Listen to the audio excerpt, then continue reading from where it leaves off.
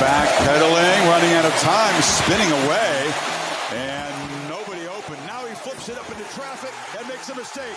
Tried to force the play, and it's intercepted. BJ Mays rumbling down inside the 10. This is 365 Sports. Bowling Green with no timeouts. Nick Singleton.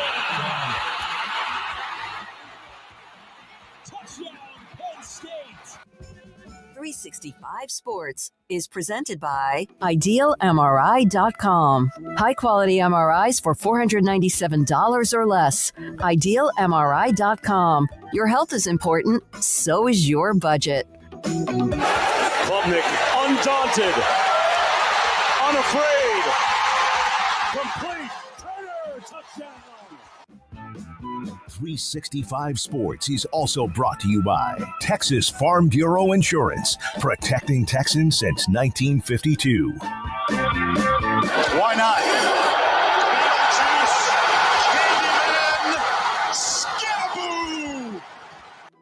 365 Sports is turbocharged by Unite Private Networks. Find out more at uniteprivatenetworks.com. Jennings on the play fake, slides it upfield. Matthew Hickner off to the races. Hickner at the 30, full speed, and the big tight end goes 75. It's a Pony Express. Now here's David Smoak, Paul Catalina, and Craig Smoak. All right, here we go on this Thursday on the eve of July the 4th, Independence Day, and we all tried to wear at least something when it comes to red, white, and blue. Paul's got his red golf shirt on and blue slacks, shorts, white shoes. Craig's got red, white, and blue, plus the Rangers colors are, of course, the United States. And I've got this shirt that I found that is pretty nice. You got the flag colors, stripes, and all that stuff. So here we go. Craig's got his Captain America hat on. I'm not wearing Rangers anything. Oh, I didn't even see that. I'm sorry. You're right. That is pretty darn cool. Look, Captain America's done more right now for everybody than the Rangers have, and he's not real. Yeah, the Rangers. That's true, I suppose. But this has nothing to do with the Rangers, even though I can see where you might get confused since I wear their you wear gear that a lot. Yeah. Yeah, you do wear that a lot. Yep. Representing America today. So, and what a lovely day it is here. Dark and overcast and pouring down rain with traffic out the wazoo and just, man, can't wait. Everyone's trying to get out of town. Yeah, I guess so. Yeah, so here we are. If you're on your way out of town and somehow listening to us, then hopefully we'll make your bumper to bumper or your smooth drive a little easier, whatever it may be. I got up this morning and went to go play golf in a match play, and it rained before I even was on my way to the course. I'm thinking, this is not something I thought was going to happen, but it didn't rain very long. Played golf, had fun, and then boom, what was it, about noon or so? It just kind of been raining ever since, on and off, and at times very heavy. Garrett Ross is running the mothership with his Willie Stargell, Roberto Clemente, Dave Parker gear on Pirates. Rest in peace, Dave Parker. Yeah, rest in peace. Steve Blass.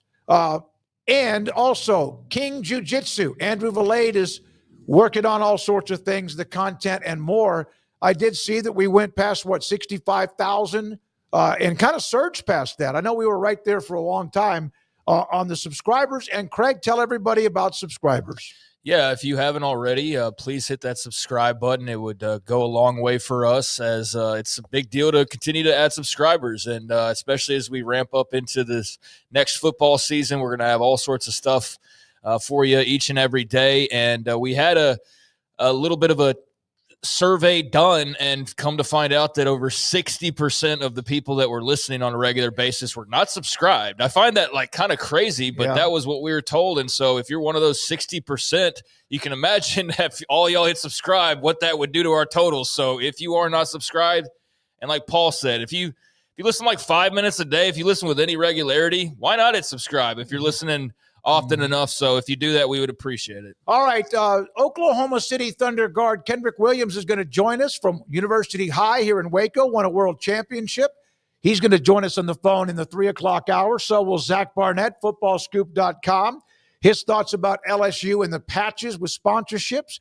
Plus today, we'll hear from Scott Wright. He covers Oklahoma State. John McClain, Hall of Fame columnist. We'll also today have the Arkansas Go Hogs, right? Pig Suey. We'll look at their schedule today. Paul's top 5. Andrew's polls, he just put one of them up. And we will have also much more. The Heisman Trophy odds. Brett McMurphy had this out yesterday. Here are the Heisman Trophy odds, Circa Sports. And this is a very in-depth list. It's probably got about 45 or so names on it. And right there at the top, Arch Manning, UT, 5-1 odds ahead of Nussmeier, Klubnik, among others. And the highest non-quarterback is Jeremiah Smith, the receiver from Ohio State. Yeah, I actually look. The favorite usually never wins, and I'm not like trying to knock, Arch Manning here, but like he hasn't played a full season yet. That's why these Heisman odds are so weird to me. They have a lot of new there at Texas, so you not only have to assume that there's a ton of like really good talent they've gotten, which they have for sure, but that it all hits for them, which it might, but nobody does that alone with a Heisman Trophy. Look, I buy Cade Klubnik a lot. I think he's going to have a very, very good year. Look, my prediction is going to be Jeremiah Smith because I think he's going to make his freshman quarterback, Julian Sand, look really, really good because there's not many people, if any, who can guard him straight up all the time. So I mean, my favorite right now would be Jeremiah Smith. But, of course, I'm not Circa Sports. They know this better than me. Well, you might see Smith, Manning, among others, right off the top. Sayan's in this list as far as that opening game in Columbus, Ohio, could be a launcher.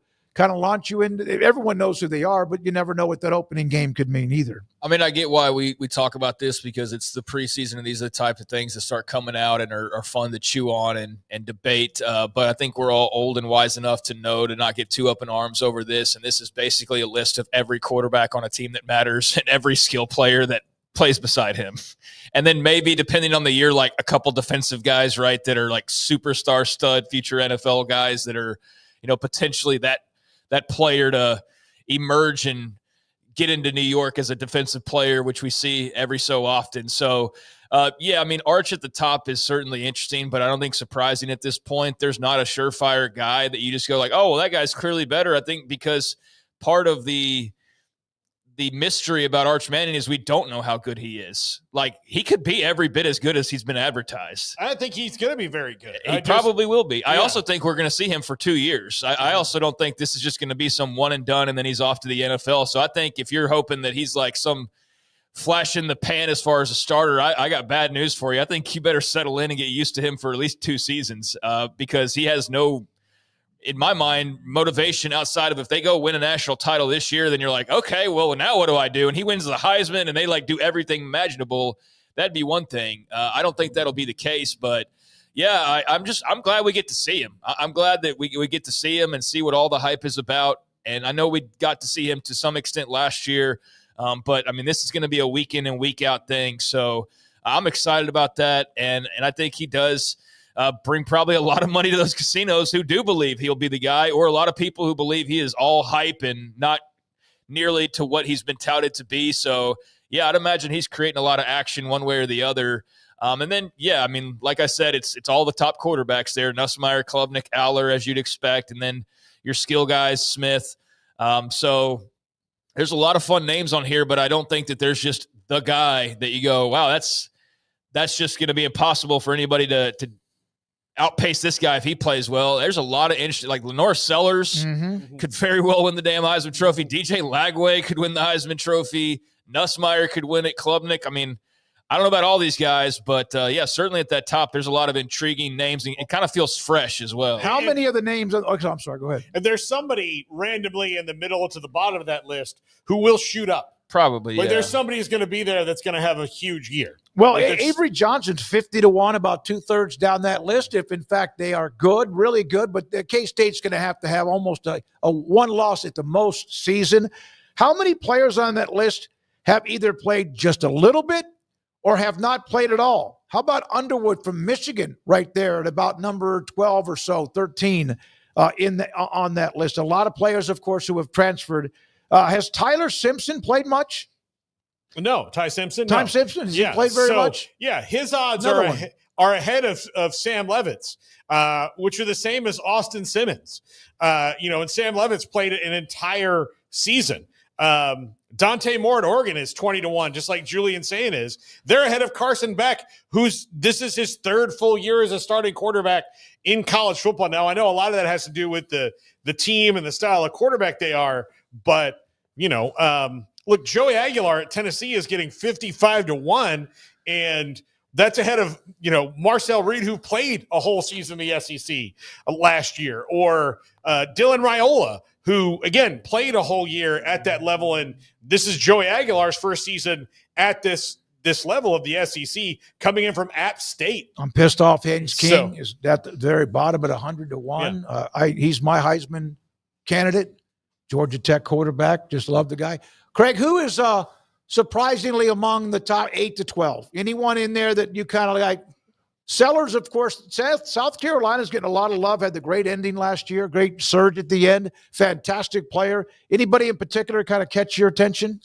I mean, not in that top group because, again, that's just all the top names. I mean, that's all the top QB or top guys at the top schools, like a Julian Sayin there at Ohio State. So, no, not really. I mean, I think that's – if you're putting together like the top 20 best players list, that's pretty much all the offensive guys. And so, yeah, or the most intriguing names, they're all on there. I do think Sam Levitt's got some pretty good value because I think to have him with an Austin Simmons or even Stockton there at Georgia, like those could be fine players. But I just think Sam Levitt's done a bit more at this point, even compared to a Ty Simpson. So I might have him a shade higher, more in line with a Carson Beck, but I'm also not big into the whole gambling thing to begin with. So I don't know how much we're splitting hairs at 25-1 compared to 30-1. Like, I mean, I don't know how big that discrepancy really is, but I'd certainly have Sam Levitt off the run he just had, maybe a bit closer to the top 10 or inside of the top 10. And then beyond that, I'm more or less, I really look at like who's compared to who, but I'm just kind of looking at some of those names in the Big 12, like a Devin Dampier being on this list is interesting. And certainly a lot's expected of him. Avery Johnson, I do feel like you could be led to believe that he's perhaps a little bit low and has a tremendous opportunity to explode and really rise up these rankings. Jackson Arnold at Auburn, They're going to be right down the road in week number 1, and I have no idea what to. I know what to think about Cam Coleman. Like I know what to think about him, but I don't have any earthly idea of what to think about Jackson Arnold at this point. So I'm really interested, and I feel like that's like his recruiting ranking holding up his Heisman. And also the fact, okay, now he's in the SEC, he's got Hugh Freeze and this and that, but I don't know what to make of him. He was in the whatsoever. SEC a year ago, too. Well, yeah, I mean, that's fair. I'm still kind of putting that together in my brain that Oklahoma's in the SEC. But, yeah, you're right that he was. But I think that still being there is also maybe what gives you a little bit weight is if you do pan out, then you're going to rise much faster than if you panned out in probably most of the other conferences. So, I'm kind of just interested looking over the names. I don't have any big hot takes on it, though, besides what I've already said. I will tell you who I do think – if it clicks because of where he is in the history there with the Heisman Trophy. If John Mateer is what he was at Wazoo at Oklahoma, then he will at least be in New York because he's a dual threat guy. Okay. It's Oklahoma. Okay. If he is that good at Oklahoma, it means they've won a crap ton of games. That means they have to win 10 plus. Yeah.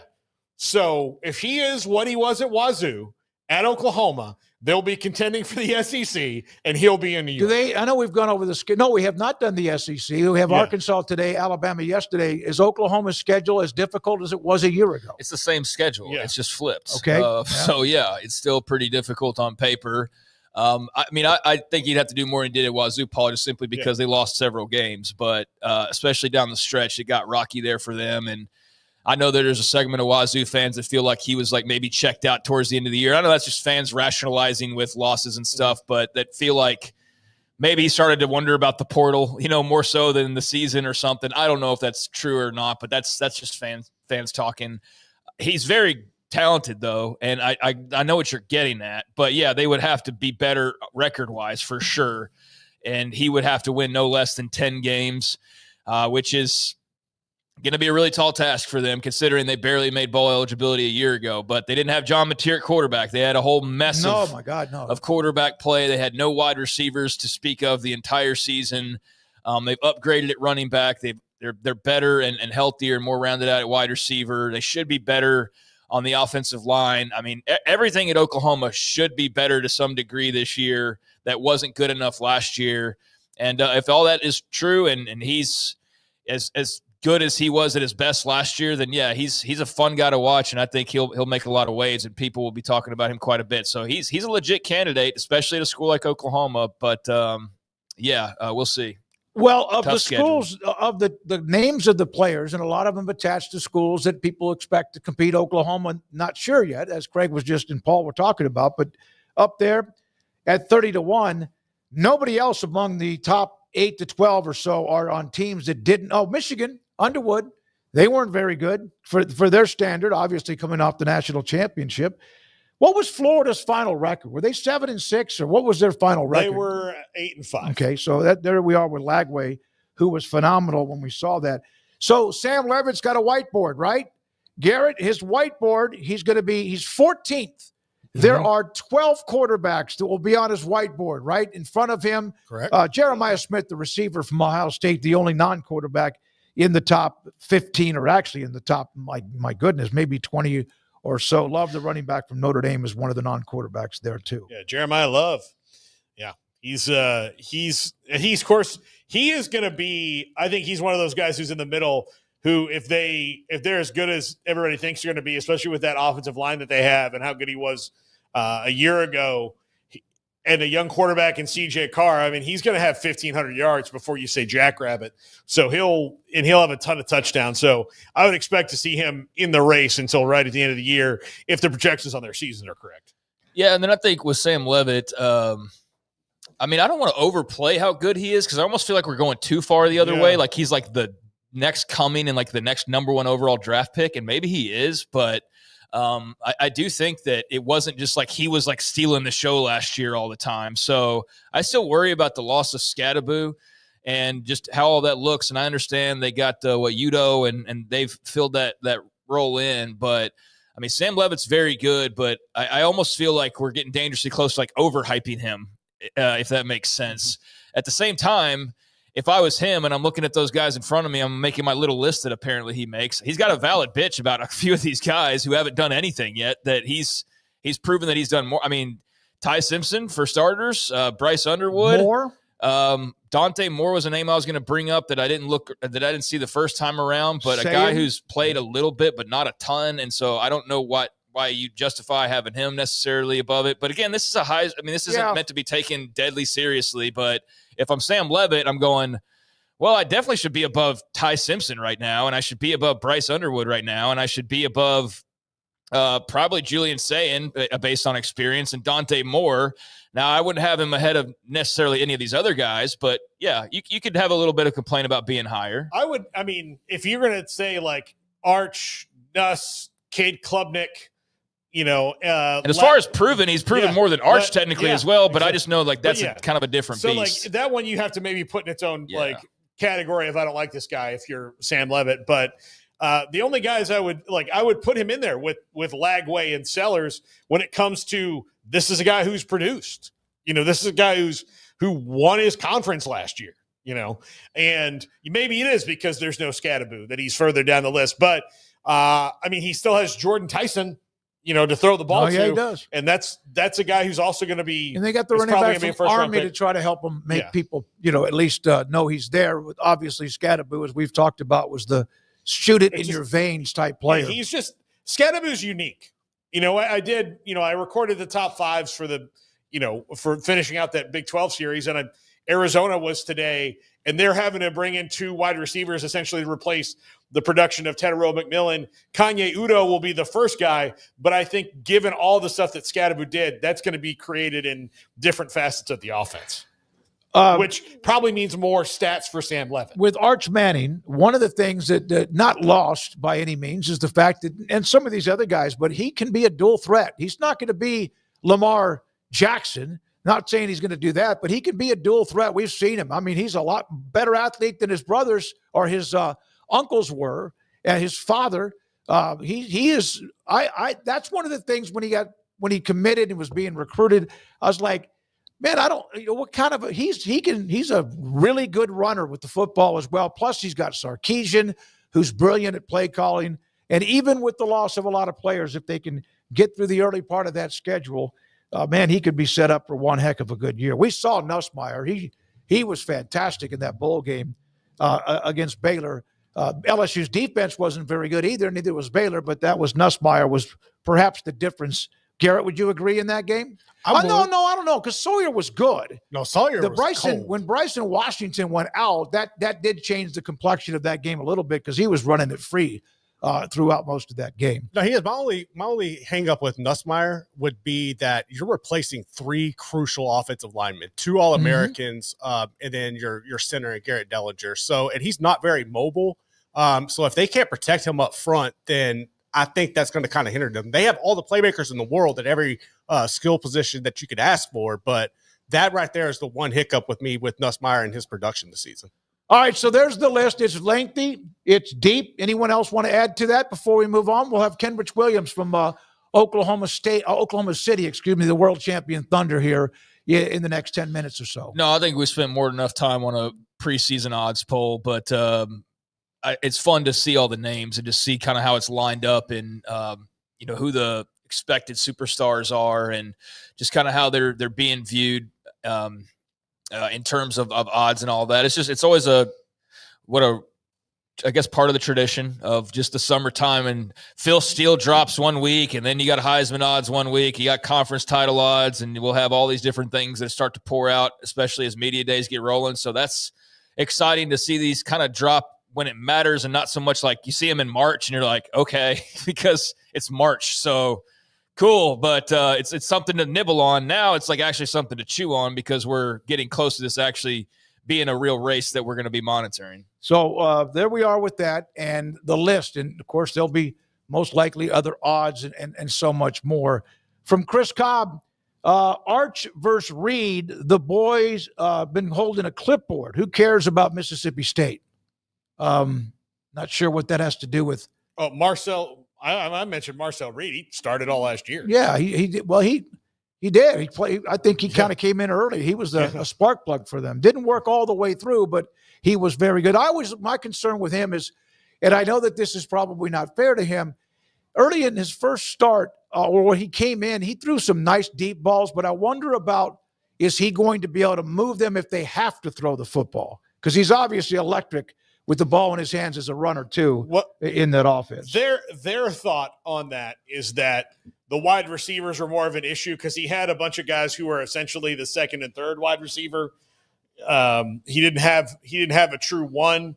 If he can't find Casey Concepcion, then he's not the number one quarterback because that guy gets open everywhere. So he's got some guys now. Obviously, I think they're bummed that Micah Hudson's not there, but with they brought in Marcel Reed's not. What? I said Marcel Reed's not. Yeah, but but they brought in Casey Concepcion. They really like Mario Craver, who came in from Mississippi State. They have Terry Bussey in year 2, who is a ridiculously good athlete. So I think that Timson Holler. Yep. Yeah, that'll be an enhanced. He'll have enhanced stats. Now, what will get A&M in the way of A&M? I don't know. All their running backs got hurt last year. They're all back now, but everything looks great for A&M right now, and it often does in August, in July. It is what happens in October that usually bites them in the ass, and then all of a sudden it starts to unravel. So, I think the good news for them is he played quite a bit. He played a lot last year. I mean, he was the guy for the majority of the season. I think the good news for them is that he was young and got a lot of experience. I think the best news for A&M is that whatever Paul is saying over there, I mean, about who's back and everything, that's all great. The biggest difference to me is they're not overhyping themselves, as was often the case, I feel like, with A&M there for several years of like, yeah, you were recruiting really well and you were in a place where you had reason to believe and be very confident you were going to compete and do this and do that. But I do feel like they kind of got over their skis a little bit at times. And this year it's just kind of quiet, right? It's like there's no Jimbo drama going on.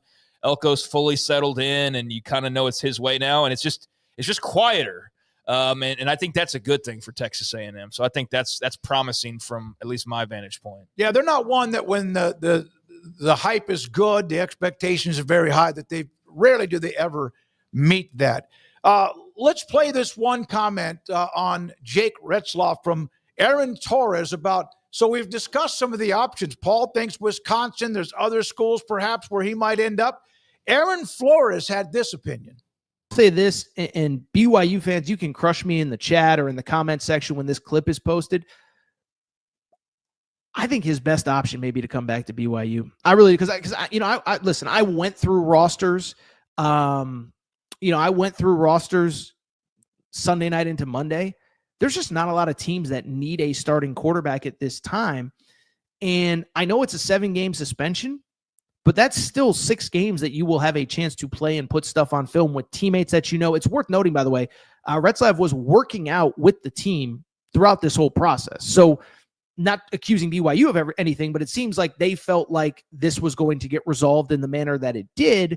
And so I just bring it up because he knows his teammates. He's been working out with them. Listen, I don't think he should ignore the portal. I just don't know what the options are going to be. All right, there we are again with Aaron Flores, a thought about Torres, and his thoughts about Retzlaff ending up back at BYU.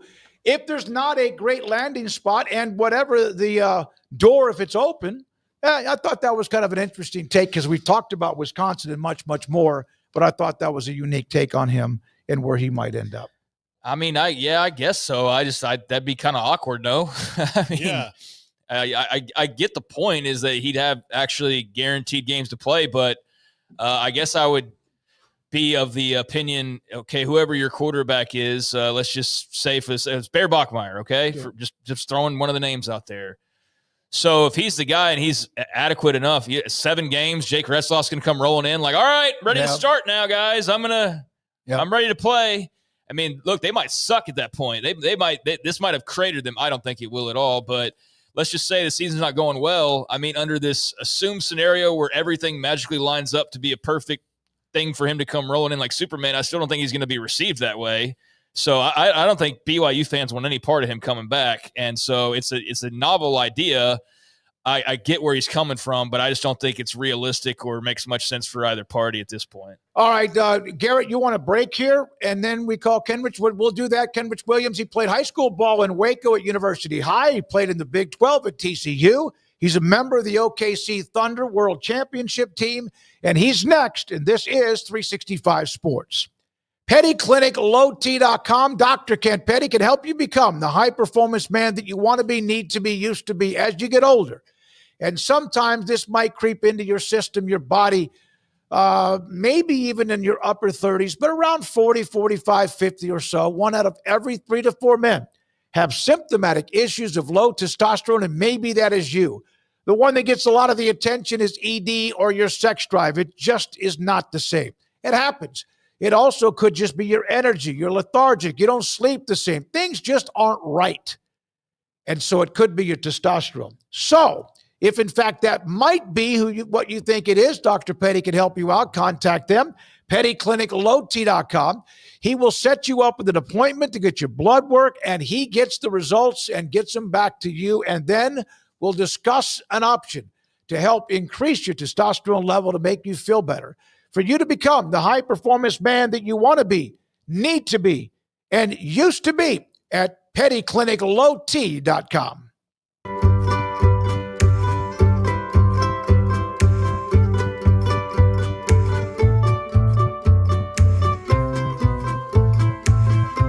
Pleasant. It's different than any other dentist office. I really feel like they care And it's not that you're here for 2 hours waiting on someone to take care of you. It's quick and easy, and I bring my kids, and my kids love being here too. They really love the treasure box. Staff is really nice and accommodating, real friendly.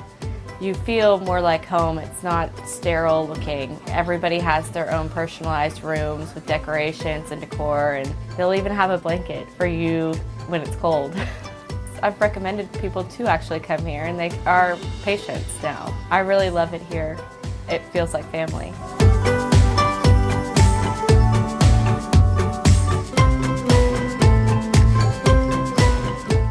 Right now at Bird Collision Ford, we're bringing you an offer that's as big as America. Employee pricing for everyone. You pay what they pay. That means you drive home a new Ford F-150, Bronco Sport, Expedition, Super Duty. From America, for America. Employee pricing for everyone at BK Ford. Looking to sell your vehicle? Get top dollar for yours today. Don't miss out. Employee pricing is available for a limited time. Visit us anytime at bkford.com. Experience better at BK Ford. I'll never get used to this. I'll never get used to this. This is how I wanna live. I'll never get used to this. I'll never get used to this.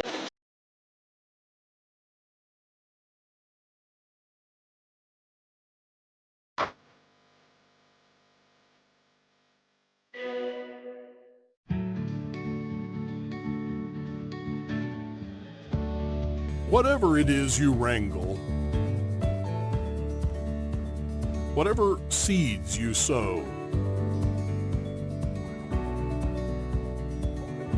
no matter what you nurture or what you choose to grow, at Texas Farm Bureau Insurance, we're proud to protect all Texans.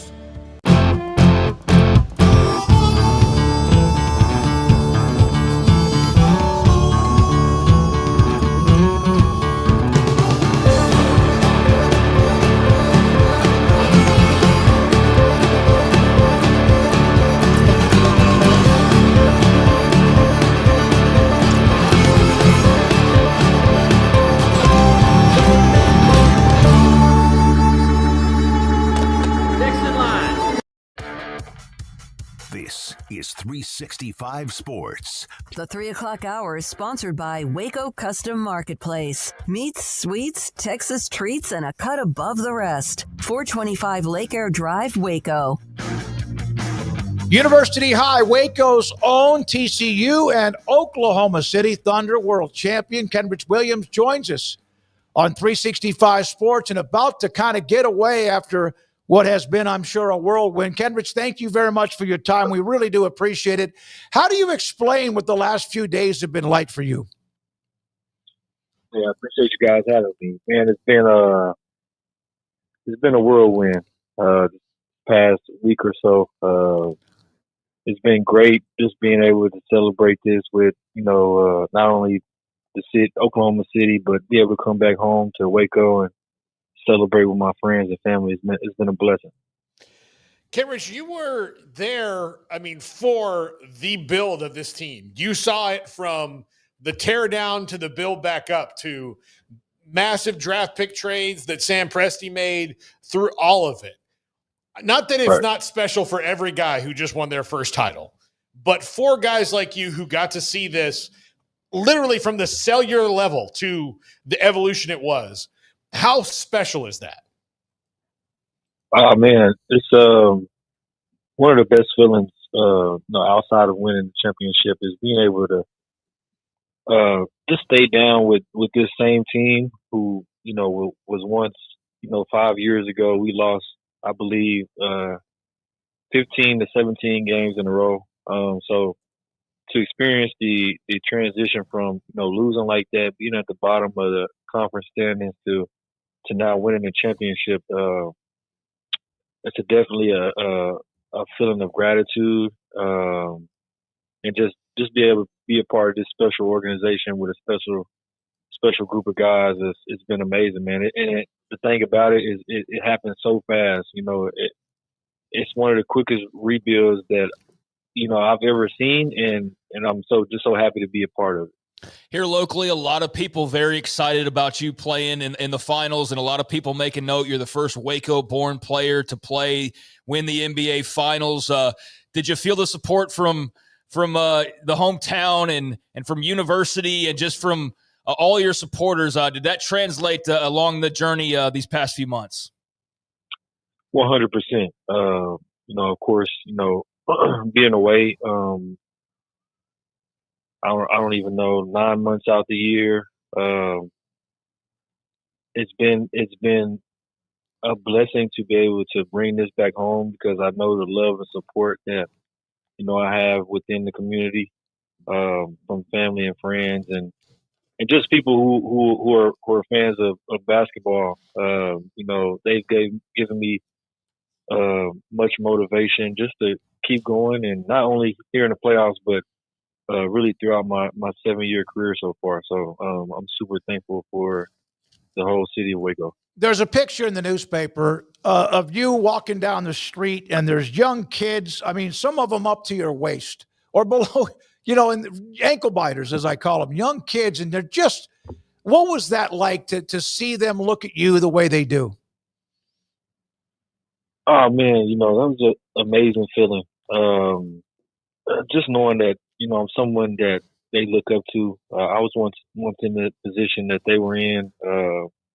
And honestly, I had LaDainian Thompson to look up to. Mm-hmm. So it's more motivation for me, just knowing that, hey, I have kids, looking up to me in a major way. So it just it keeps me accountable, just to do the right thing and make sure I give back to my community. The community of University High School is very strong. When I moved here, my first gig in radio was doing play-by-play for the football games with Coach Coleman and the Chapmans and Jerry Williams and like all of them that like really just poured their heart and soul into it. It really is kind of a unique and special place, isn't it? Man, it is. It's truly a family. Just the whole University High School, whether you play sports or not, it's like a family. It runs deep throughout the city of Waco. Even to this day, I have friends that I haven't seen in forever, but once I see them, we have a strong relationship just because we went to school together, and they've been with me every part of this journey as well. University High School, from Coach Felix to Coach Smith, who used to coach there. Mm-hmm. Everybody, along the way. So, man, I couldn't give, I wouldn't be here where I'm at right now without University High School. Paul brought up earlier about you were there from basically the ground level to watch what a franchise that was struggling and now they're championship caliber. Was there one particular moment, or when, well, let's put it this way, when did you know this team was going to be special? Oh, man. Well, there's two moments that really stick out in my mind. And the first one is when we made it to the NBA Cup championship game and we lost to the Milwaukee Bucks. Just that feeling of losing in a big game and that feeling of making it all the way and coming up short. That feeling pretty much kind of stuck with us. And then the second one is the first round of the playoffs. We played Memphis. It's game 3, and we go down like 29. I believe it's 29 or 25, something like that, points at halftime. So we're down a huge deficit at half, and we ended up coming back winning the game late in the fourth quarter. And that moment, and then getting to the locker room after the game, and then if you guys would have experienced the locker room after that, you'd been like, oh, this team they have a chance to win it all, because the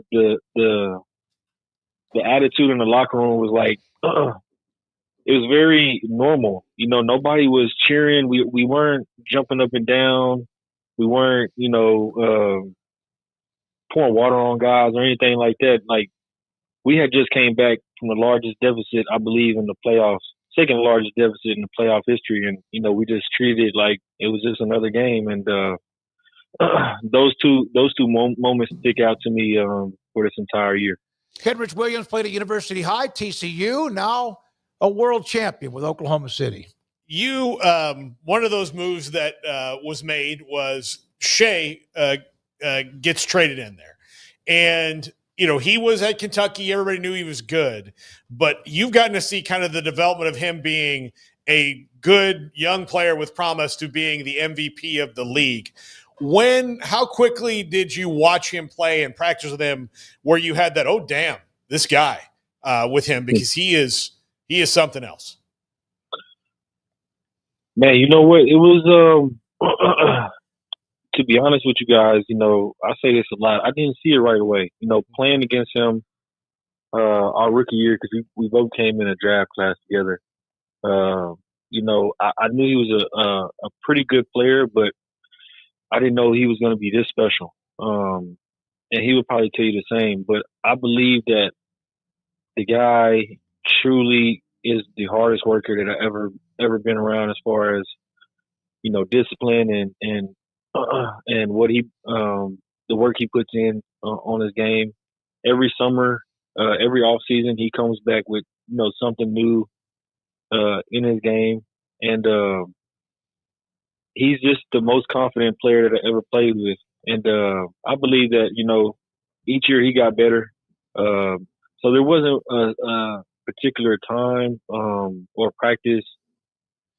He just gradually got better over the years, and along with that, his leadership skills also, grew as well. Man, he has become more vocal, talking to the team. So I would just say it gradually happened over time. Like, each year he got better as a player and as a leader for our team.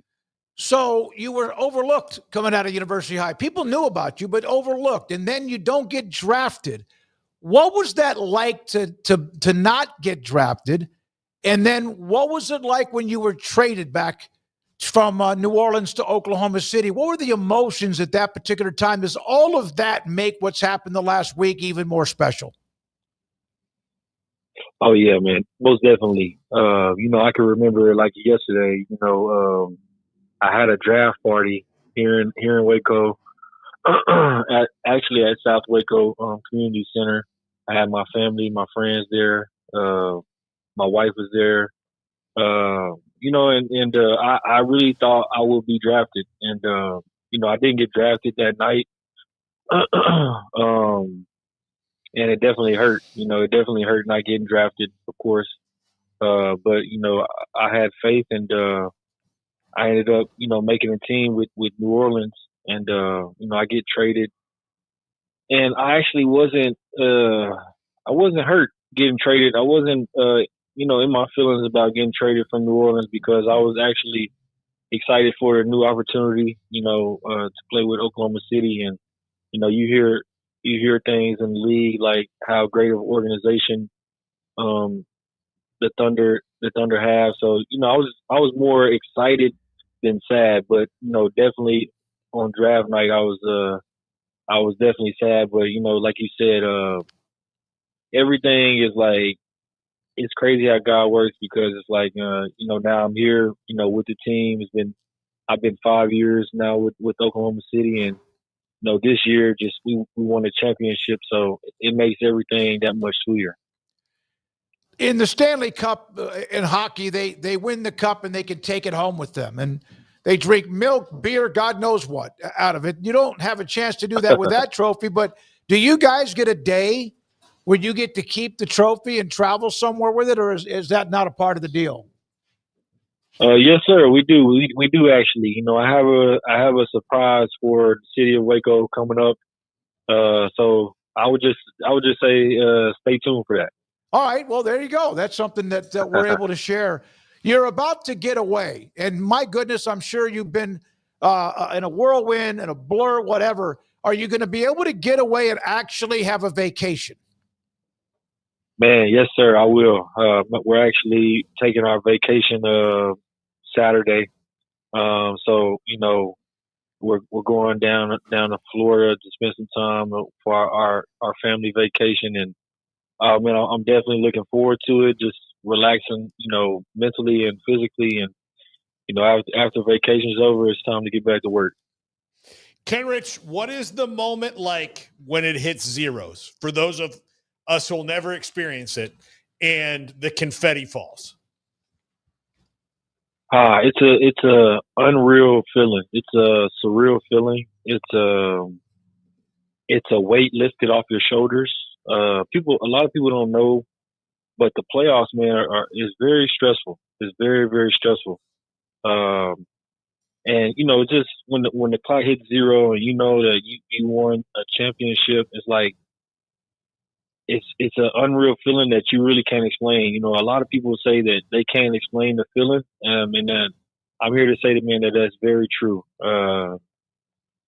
Your emotions are everywhere from your journey to get here to all the hard work that you put in. You kind of have a flashback of everything that it took to get here to this point, and then reality sets in, and it's like, okay, now it's time to enjoy this and celebrate it with the people I did it with and the people that I love. So definitely a weight lifted off the shoulders. I know you're trying to get away, and we do appreciate Ricardo Felix for setting this up and you for making it available for you to be a part of the show.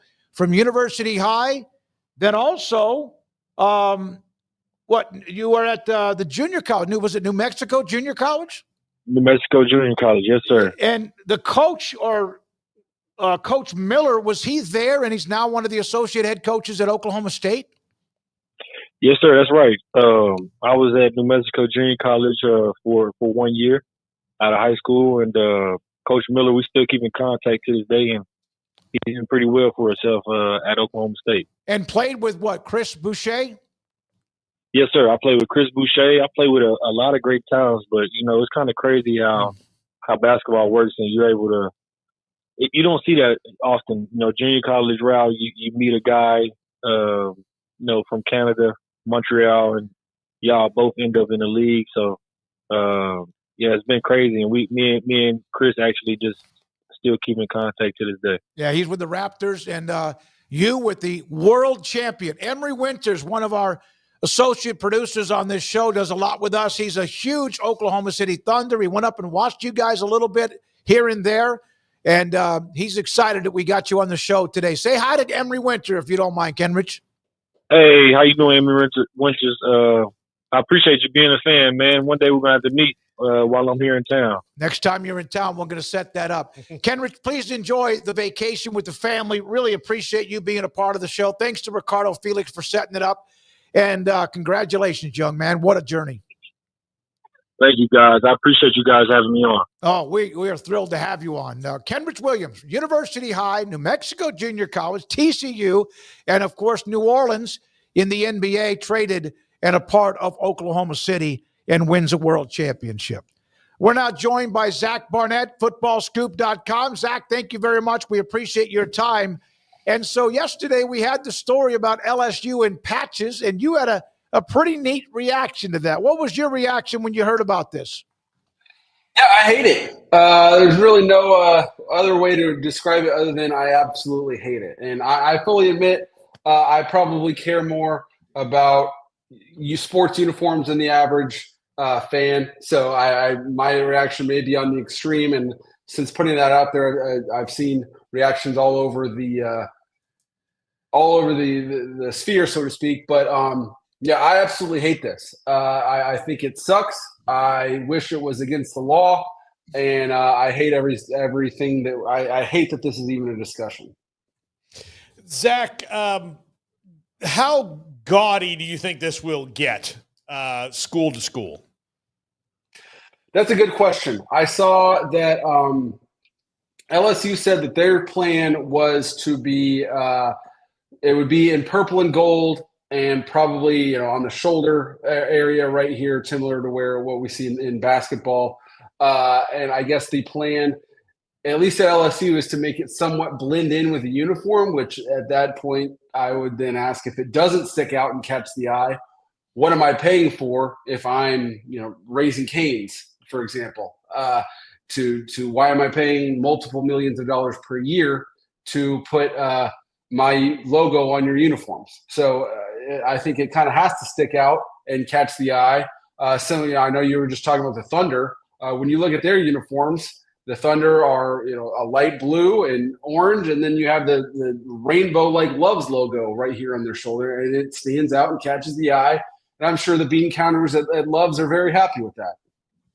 Zach, I don't think most people like this. I think it will all depend on the execution and how gaudy or not noticeable it is. But this was inevitable, was it not? I mean, this logo's on the fields, and who knows what other ideas are being cooked up, like naming rights and whatnot. But with House and everything that comes with it, this is just going to be the norm, probably, right? With most everything, it's going to have a price tag attached to it and probably a sponsor. I mean, I've heard that argument, and I think it's only inevitable if we decide to make it inevitable. I saw it. To me, it strikes similar to when they put that Chiefs-Dolphins playoff game on Peacock, I think the year before this past season. And everyone's, it's the wave of the future and the first time we've ever done this. And then this was inevitable. And it was like, you have an NBC TV station you could have put this game on. You just chose to put it behind a paywall, and now you're celebrating that people fell for your scam. It's all ads on uniforms are only inevitable if we all agree that they're inevitable. If we stand up and soundly reject this, then I don't think it is inevitable. I think the uniform does not belong to the people working for LSU. These people that are making this decision probably did not work for LSU 5 years ago. They probably won't work for LSU 5 years from now. But the fans are fans of LSU. And to be clear, every other school in college football, but I'm picking on LSU here, you're an LSU fan for life. The LSU name, the brand, the colors, the logo, the uniform, that means something because men and women have bled and sweat and cried in that uniform over 125 years. That's why it means something, and it's not your property to sell that. So I think personally, I fully admit I'm further down this pail than the average bear, so I don't expect everyone to follow me. But if I'm on the LSU Board of Trustees and I read that story, I'm making some phone calls to say who can I fire over this, because this is not your property. This does not belong to you. You're trying to sell something that doesn't belong to you or me or any of us. It belongs to all of us. Yeah, this is the tweet that I saw, and the reason I reached out to you, we've had Zach on. He was just on last week. This is about LSU, but it applies to bean counters across all sports. Your team's uniforms do not belong to you. They belong to the players who bled in them or bleed in them and the fans who cry over them. Therefore, they are not yours to sell. What has been, if there has been a blowback, has it been from LSU fans or really just certain fans in college football, if at all? I'd say most, this is painting with a broad brush, but for the most part, the LSU fans that have responded to me have been defensive, which is, I mean, God love college football. We're going to defend our schools to the death. But most everyone else has either been, hey, man, you're making too big of a deal of this, or, hey, it's the wave of the future, or, yeah, this sucks. And it's just kind of another chip, another hack at the tree of college football. And the argument of, well, are you going to stop watching over this? No, you're not. Okay, so then it's not that big a deal. And I guess if we're going to use that standard, then it's not that big a deal. But I hate that argument. If you're going to take – if my enjoyment of college football is 100 to 0 and anything above, you can reduce all of my enjoyment down to 1 and it doesn't matter, I fundamentally disagree with that argument. Look at how much this sport has changed from the conference makeup to the playoff races to everything else off the field that I'm not even really considering, but just the destruction of the Pac-12, that's gone. The playoff, we're going from 2 teams to 4 teams to 12 teams to potentially 16 teams where, you know what, if you just go 8-4 and you get 6th place in your conference, that's good enough now to at least have the opportunity to compete for a national championship. And oh, by the way, you're going to have a Dunkin' Donuts logo on your uniform as well. Just accept it. It's the wave of the future. I refuse to accept this, and I refuse to not complain about it. Zach, I noticed in the article you had two YouTube clips, one of Jerry Seinfeld saying you're rooting for clothes. That's what a jersey is. And the other one was Jeff Goldblum in Jurassic Park saying your scientists wondered so long if they could, they didn't think if they should. And I think that's very appropriate. Yeah, I mean, I think there's certainly a tipping point here where we could push so much of the public away that college football and sports in general. I mean, the NBA, Major League Baseball, the NHL have already gone there, and I'd be lying to tell you if I knew exactly where the slippery slope turns into an avalanche. But I think you're foolish if you're in charge of these sports to think that does not exist. And make one change and it's not that big a deal. Make 2, make 5, make 15, and eventually your sport starts and people feel like they're being sold 24/7. And eventually you're going to see that your sports following was not what it was because you turned your sport into something that it wasn't in the past. And I think this is a problem a lot in many walks of life today. I think the entertainment business is where it is because the people at top of the entertainment business love business more than they love entertainment. I think by and large, the people at the top of the sports business love business more than they love sports. And I think it's a huge problem. I love the way you said that. Not everyone will agree, but I kind of like the way you turned that because it's becoming that way. It's already there. So Oklahoma State last year tried to put a QR code on their helmets, and the NCAA said that was not allowed. What's the difference? That's a good question. I think probably the answer is if we want to use Occam's razor to shave this thing down, the answer probably is that money would have gone to the players, and right now this money would go to the school. And to be clear, this has not been allowed by the NCAA. The LSU, the article that was in the Baton Rouge Advocate was if and when the NCAA changes the rules, LSU is positioned to pounce on it by making multiple millions. What is that? Is that 2 million? Is that 9 million? I don't know. But they're prepared, and I've spoken with other people in the industry that certainly LSU is not going to be alone, and they expect that every school, more or less, will be able to do this once the NCAA makes this change. And of course, Nike's paying to have their swoosh on all these uniforms. Adidas is paying to have the 3 stripes, and if Raising Cane's is paying less than Nike, then Nike's probably going to have questions. So there's certain things boxes that have to be checked for this to become a reality. But certainly everyone thinks that this is going to be a reality sooner than later. And they're certainly counting on all of us to kind of shrug our shoulders and be like, well, it's the wave of the future. Yeah, look, I can wrap my head around a logo on the field. And look, I've seen plenty of jerseys. My worry is, I've been trying to get into soccer lately, but sometimes I turn on a game, and because both teams have their sponsors on their uniforms and they just wear whatever color they feel like at the time, I have no idea what I'm watching. I worry that that's where we're headed in all sports. Yeah, I'm glad you brought that up because I have 2 points there. Number one, I'm not as angry. I'm not a soccer fan, so I don't have the right to be angry. But I think it bears mentioning here because we're so conditioned in America to have random stops in our games for no other reason than to sell advertisements. Correct me if I'm wrong here, but soccer, just you play all the way through. There's no such thing as a TV timeout in soccer. But here in America, we've been so propagandized and so commercialized that we just accept that we stop the game every 3 to 4 minutes for no other reason than to just sell ads. So that's why they have advertisements on their uniform, because otherwise they have no other avenue to make money. And my second point here is that how many things are you trying to sell with your uniform? If your most important client as LSU, as Oklahoma, as Nebraska is yourself. You're using your football uniform, your football program to sell yourself to the public. The most important piece of real estate, the most important piece in LSU's artistic portfolio is its football helmet. More people come into that every year than any other thing that LSU does. So to say we're going to sell LSU football and we're also going to sell Raising Cane's, wrong. You're diluting your most valuable product to make pennies on the dollar of your billion-dollar institution. Somebody brought this up, and I loved your opinion from yesterday, Zach, when this came down. The bowl patches, for example, I could always remember back when they were in bowl games. Nebraska had the Tostitos Fiesta Bowl or the Orange Bowl, whatever it was. And I always thought that was pretty cool. And it usually tried to match the uniform.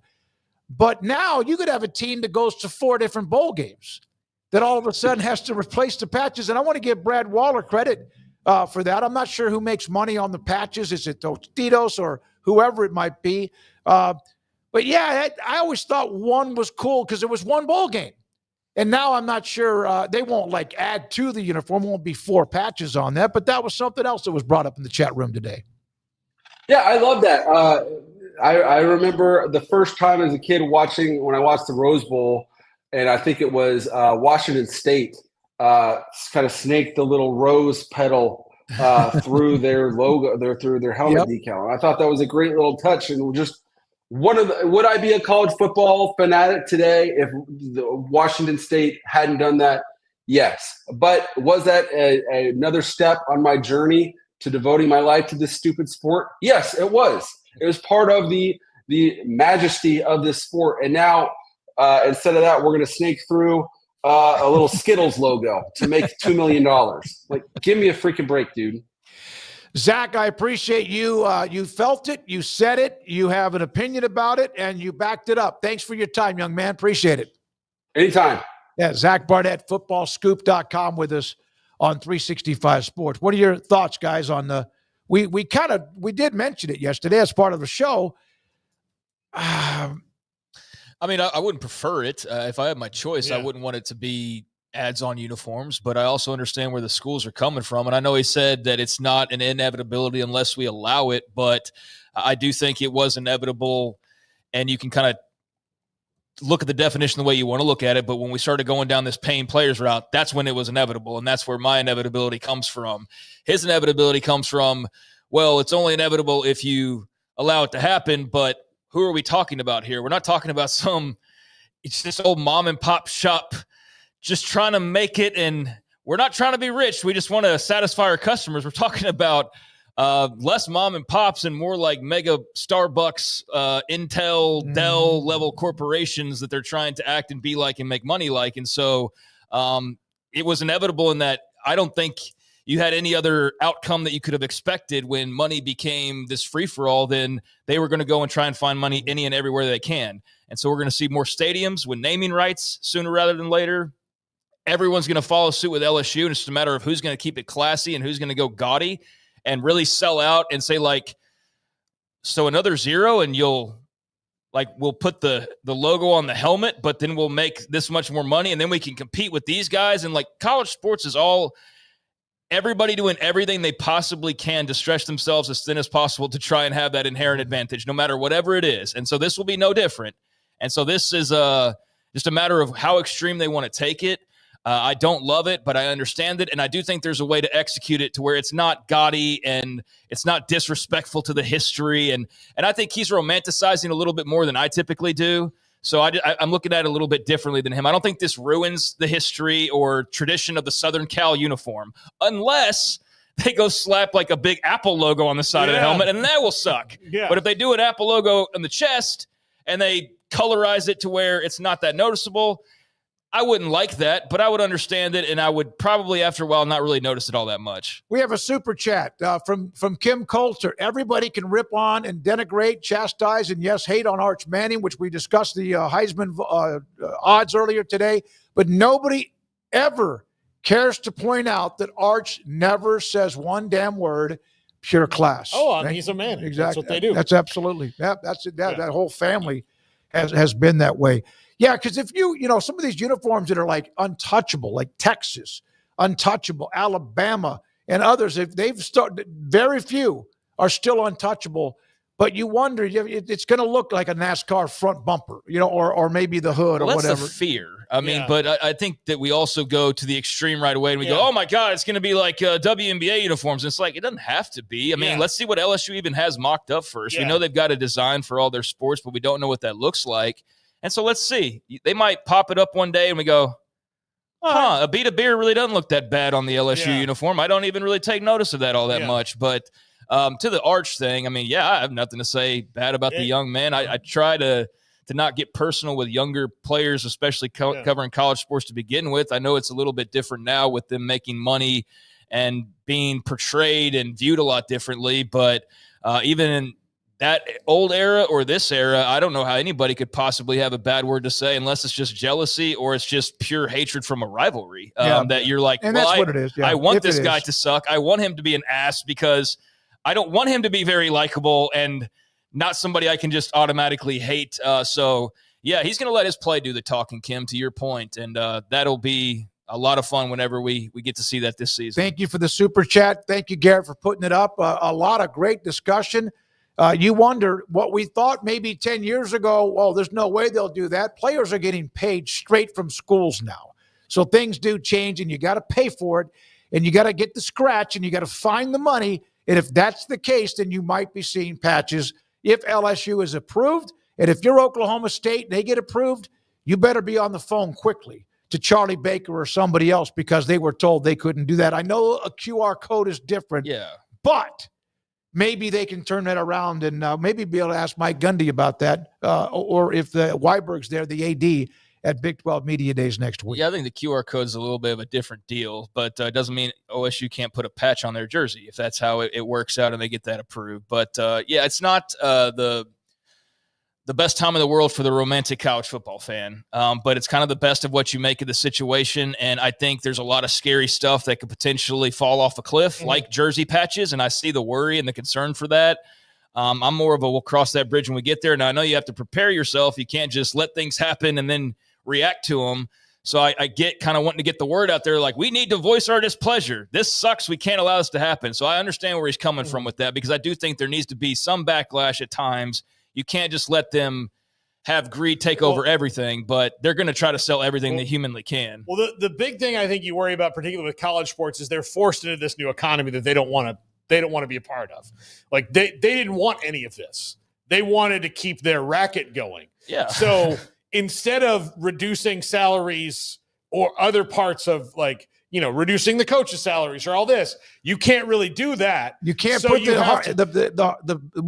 haze out of the barn. Yeah, haze out of the barn. So what I think people are concerned about is like, okay, well, if it's one jersey patch, but I think we know how American advertising works. Like, hey, there's a jersey patch, but guess what? Their pants and their helmet, that's sponsorable as well. So, like, I think that's what people worry about when it comes to the NASCARization of all of it. I don't think that's going to happen, but I understand that concern, because this isn't like a pro sport where it's collectively bargained, where people are going to get money as those revenues go up and they have to share more. They're not going to pull from their pockets. They're going to pull from someone else's. What's the difference in a QR code and what LSU is at least saying they're going to do? Well, where was the QR code going? I don't even remember the story to that. It was like it went to their, you could give them money directly. Or whatever. This is Exxon paid you $150,000 to have their patch on your jersey. That's all there is to it. This is, you're putting your phone up on Mark Smith's jersey, and then you're sending him $50, and so that's a completely different thing. Now, I'm not saying that you're sending him $5 million. Or you're sending him $5. Like, I'm not saying that's wrong or not, but I'm just saying those are two completely different things. I think that's why they didn't do it, because it's a but again, it is a little hypocritical if that's allowed. You at least let us know the difference if you're the NCAA. By the way, what I think will be a lot of fun, I know we got to take a break, Garrett. Jeremiah Smith is signed to represent Adidas. Yeah. And Ohio State is a Nike school. That's when it's going to be interesting when it comes to him wanting to wear Adidas, which I don't think he can, as far as while he's in an Ohio State uniform. I think he can wear the shoes. He can wear it. He's just got to, like, cover some of the stuff up. He couldn't have just, like, Adidas armbands all over the place, I don't believe. And, he can wear their shoes, but he's going to have to – they're going to tape It'll it be off. interesting. We've seen that elsewhere before. We've already seen guys wear Nikes and have to put black tape over. That's not anything new. How did Nike not win that, man? Well, By the way, Q from Vegas is in the studio, and he just heard me say, Garrett, we'll get to the break in a minute. I've never said that before in the history of ever. This is 365 Sports. The Baylor Club inside McLean Stadium off I-35 in Waco, and they're going to take a group to a Rangers game in August. It's up on their Facebook page. Baylor at the ballpark, August the 9th, and the Baylor Club will be a part of making sure they promote it and also be a part of that particular event when the Rangers play Philadelphia on a Saturday in August. The Baylor Club, well, they're going through some remodeling and they're changing up a lot of what they have, but my goodness, it's all still there, the core of what they have. Great food, great amenities, great views, and a great place to host any event that you want, whether it's a luncheon or it's maybe even a rehearsal dinner. You could do that too. Banquets, yes. It's the Baylor Club inside McLean Stadium off I-35 in Waco. Let Camille Johnson Realtors guide you seamlessly through the process of buying your dream home or selling your current one. Commercial, farm and ranch, or residential, Camille Johnson Realtors can smoothly and successfully lead you through any transaction. With a team of 28 experienced agents who are excited about serving you, Camille Johnson Realtors services the entire greater Waco area. If you're in the market to buy or sell, contact Camille Johnson Realtors, 104 Midway Center in Woodway, or find them online at www.camillejohnson.com. Camille Johnson Realtors, elegant, charming, warm. Welcome home. Pizza, burgers, and Bears football. There's no place around Waco that serves them all other than Bubba's 33. Come show your green and gold and enjoy some of Waco's best food and beverages while watching your favorite team, the Bears. When real Bears fans get hungry, Bubba's 33 is the #1 spot for ice-cold drinks, hand-stretched, stone-baked pizzas, and bacon-infused burgers. Join us for indoor or patio dining. Bubba's 33, Waco's restaurant and proud supporter of Baylor Bears football. Sick 'em, Bears. Don's Humidor, your home with a 48-foot walk-in humidor with the elite cigar brands from around the world, including the #1 cigar of the year, Aging Room Cuatro Nicaragua. Plus, they have the great brands like Macanudo and Artur Fuente, Rocky Patel, Aston, and so much more. CBD, great for sore muscles, aches and pains, sleep, Vita Dreams, and anxiety, mild depression, general health and wellness. Their staff very knowledgeable on the subject. Don's Humidor in the Townwood Shopping Center off Valley Mills in Waco. Ready to take your business to the next level? Carrion Solutions has got you covered. We deliver world-class IT consulting, including Quest On Demand and Migration Manager, M365 and Exchange migrations, Active Directory assessments, security hardening, and Windows Server upgrades. Our experts specialize in consulting, monitoring, support, and managed IT services. We promise vision, professionalism, and unbeatable value. Satisfaction guaranteed. If you're not happy, we make it right. Remember the name Carrion Solutions. For more info, email sales@carrionsolutions.com or visit carrionsolutions.com. That's CARRION solutions.com. Carrion Solutions, IT success guaranteed. At Ideal MRI, we feel blessed to be part of the Waco community. We're a small family business here in Central Texas. At times like this, the cost of healthcare has never been more important. And unfortunately, significant illnesses and injuries still occur. And that's why Ideal MRI is open and here to serve you through this difficult time. So if you need an MRI, ask your doctor about Ideal MRI. You can schedule online in minutes at idealmri.com or call 833-IDEAL-MRI.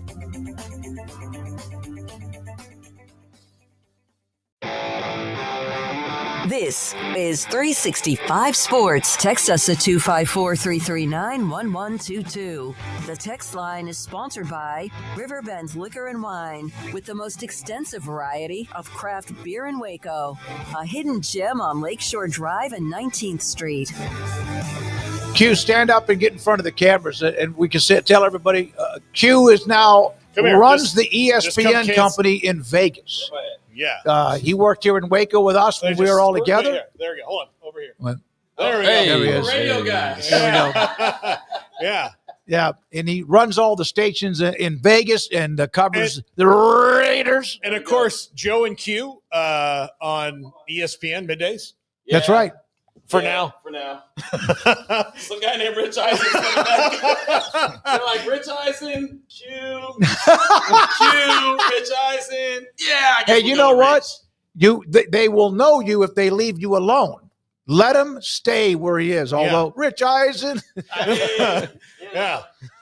What are you gonna do? You talk about a rotating group of. Look, Here's God, the deal. shows. If you're going to be replaced, at least be replaced by one of the better sports talk shows that's going. Well, yeah, but the problem is I'm doing early in the day, and then I'm going to go back to doing nights. Oh, and so I've grown accustomed to getting off the air at like 5 in the afternoon Pacific time, which, as you know, is very early. Yeah. Now I'm going to get off at 10 o'clock Pacific time. So I don't know how you were doing that schedule when we saw you. We saw Q a couple of times at Big 12 Media Days. Oh, thank you, Henry. Yeah. Big 12 Media Days, and also then we covered the Super Bowl as well. Q, we're going to go through the headlines here, Garrett, and Q, just chop in anytime you want to. And one of the stories today is KU. We love showing stadiums. We mentioned UCF now, the bounce house. Here's KU releasing nothing really fancy here, kind of where they are. KU, Kansas, and the Jayhawk in between. It's not fancy at all. It's very understated. But yeah, like but that's also like that's their style there. Yeah. I feel like you go into the Fog, which is the greatest basketball venue anywhere on earth. It's understated. It's nice. It gets the job done. It's not like they're not going to do red turf or anything like that. So, but I think they're all glad that the stadium's done. You know who's really happy the stadium's done is Bill Self, because they've been siphoning some of his basketball money to finish that off. So, y'all notice anything on that field? Logos. There's ads. There's ads. Yeah, there's an ad. What were we just talking about? Yep, Yeah, that's right. There's an ad by Mammoth on there, who's one of their new sponsors. So it's not something that's super noticeable necessarily, but again, it's kind of how you market it. But as far as fields go, it looks nice and clean and sharp. And I know KU's got to be very excited after last year's just messiness of having to be in the Chiefs Stadium and not really having a home site. But there's been a lot of buildup for this, so I think it'll be good for them to be back on their own field and have all that newness around them. And that'll be a lot of fun for Jayhawks fans. One of the things that all of us, even Brett McMurphy, when he joined us yesterday from On 3, about every day, it's hard to go by without some sort of an appeal, lawsuit. This one, yet another one about the House settlement. Another couple of wrestlers, Sebastian Rivera and also Ryan Deacon, have now filed an appeal about the House settlement. A lot of those are non-football, men's basketball, whatever, where they feel like they're being slighted and maybe taken advantage of. Well, the big worry is about Olympic sports and what happens to them. Look, Ryan or Sebastian Rivera is an Olympian. So they've got to keep developing that program. They can't just, it would be silly for them to throw the baby out with the bathwater and get rid of Olympic sports, which is the big thing that, feeds our Olympic teams. So, and of course, these guys, because they're Olympic athletes, they want to, get their piece or have their say. So we'll see. I mean, I don't know what's going to come of it, but I'm not surprised to see, it was the Title IX thing and this. And so what was it? The Title IX. What was it? You could tell that was coming a long time ago. Yeah. The Title IX thing that they were like, we'll get to that later. And they knew, I'm sure that they knew when they signed it that there's going to be a Title IX challenge right away. And then now it's going to be Olympic sports too. I mean, I think it was to sit there and go, every time there's a new lawsuit, I think is just a waste of energy, because this is going to be rampant and there's going to be a lot of the non-football basketball athletes that are going to pursue some legal means to try and get the best deal they can. I hate it for Olympic sports that there's, this kind of messiness going on right now, but I hope that the leaders have, the best interest ultimately in mind, and they can get a little bit of the money. I just don't know how much you're expecting if you're a college wrestler. I mean, how much are you bringing into the bigger picture there? That's where, when I see these, I understand Title IX, male, female, there's, that's different than just any sport saying, well, where's our money in all this? And in the case of wrestling, well, where's the money you've brought in? At Oklahoma State, that's one thing. At Iowa, that's one thing. At some of those schools, that's one thing. But in most schools, that's not a thing. And I think this has more to do with maybe not so much their compensation as their overall funding might get cut. Yeah, I mean, that's true. Yeah. So I think that's what they've got to, that's definitely going to be concerned about first. Okay, you guys should get paid too. But the first thing you got to worry about is making sure that the schools just don't cut your funding, because now we've got, we've decided that we really want basketball to work. The United States Olympic. I just don't think that individuals would be suing in that case, though, right? Or would they have to do it that way? I mean, I think this is all going to be a class thing. We're talking lawyer. I don't care. All right. The United States Olympic and Paralympic Committee generated nearly $500 million in revenue, had $385 million in expenses in 2024. These guys, girls, go compete for the United States. Why don't they chip in a little bit of money? Yeah, they should. Just a thought. They should. I mean, it's their athletes But they want that are going to compete for the United States. But they always want the athletes to pay. Yeah, no, just a thought. I just Googled that. I said, now, how much are they making? Maybe they're breaking even. I don't know. But there's a note with that, too. And then this guy is, I don't want to, the Curt Flood of Major League Baseball and others who have challenged a lot of what used to you just don't get to do that. Ed O'Bannon, we had him on a show we did once. Wonderful guy. He's written a book, and he also did a guest column. God, to think about what used to be, and now how much he made a difference when it came to EA Sports and the name, image, and likeness. Yeah, I love it, and I love his story is that, one of his kids' friends comes in and is like, hey, will you sign my video game? He's like, what video game? This one with you on it. And he's like, the F I am on it. What are you talking about? Like, what? Like, so he'd call his agent and be like, hey, how come I didn't get any money for this? I'm on all, like, it's not just like there's not the Ed O'Bannon version and the Bill Walton version and all this. It is just Ed O'Bannon on the cover. And they're like, yeah, well, the NCAA owns that photo. And they sold it to him. And he's like, well, that's not the photo of like a basketball player in general. That's a photo of me that they're using to sell, and that's what kicked it all off. So I love Ed O'Bannon's story, and he's kicked off a lot of it. And he didn't do it like this was not done out of greed. I mean, it wasn't done out of greed. When you walk in and nobody tells you that you're going to be the face of a video game and you get any money, that's not greed. That is standing up for your name. I'm Ed O'Bannon. This is me on here. I'm not getting any money from it. Like, this is wrong. And he opened the door for what we have now, which is admittedly chaotic, but at least it's not theft anymore, because what was happening to him and other college athletes was straight up theft.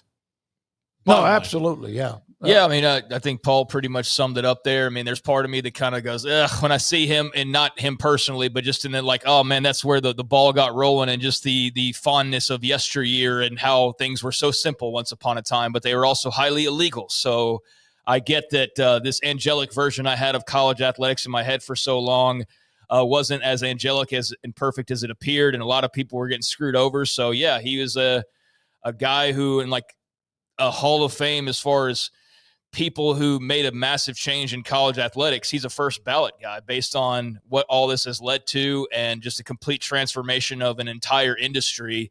He's like the starting point for it all. So yeah, cool that he's getting opportunities and getting the spotlight.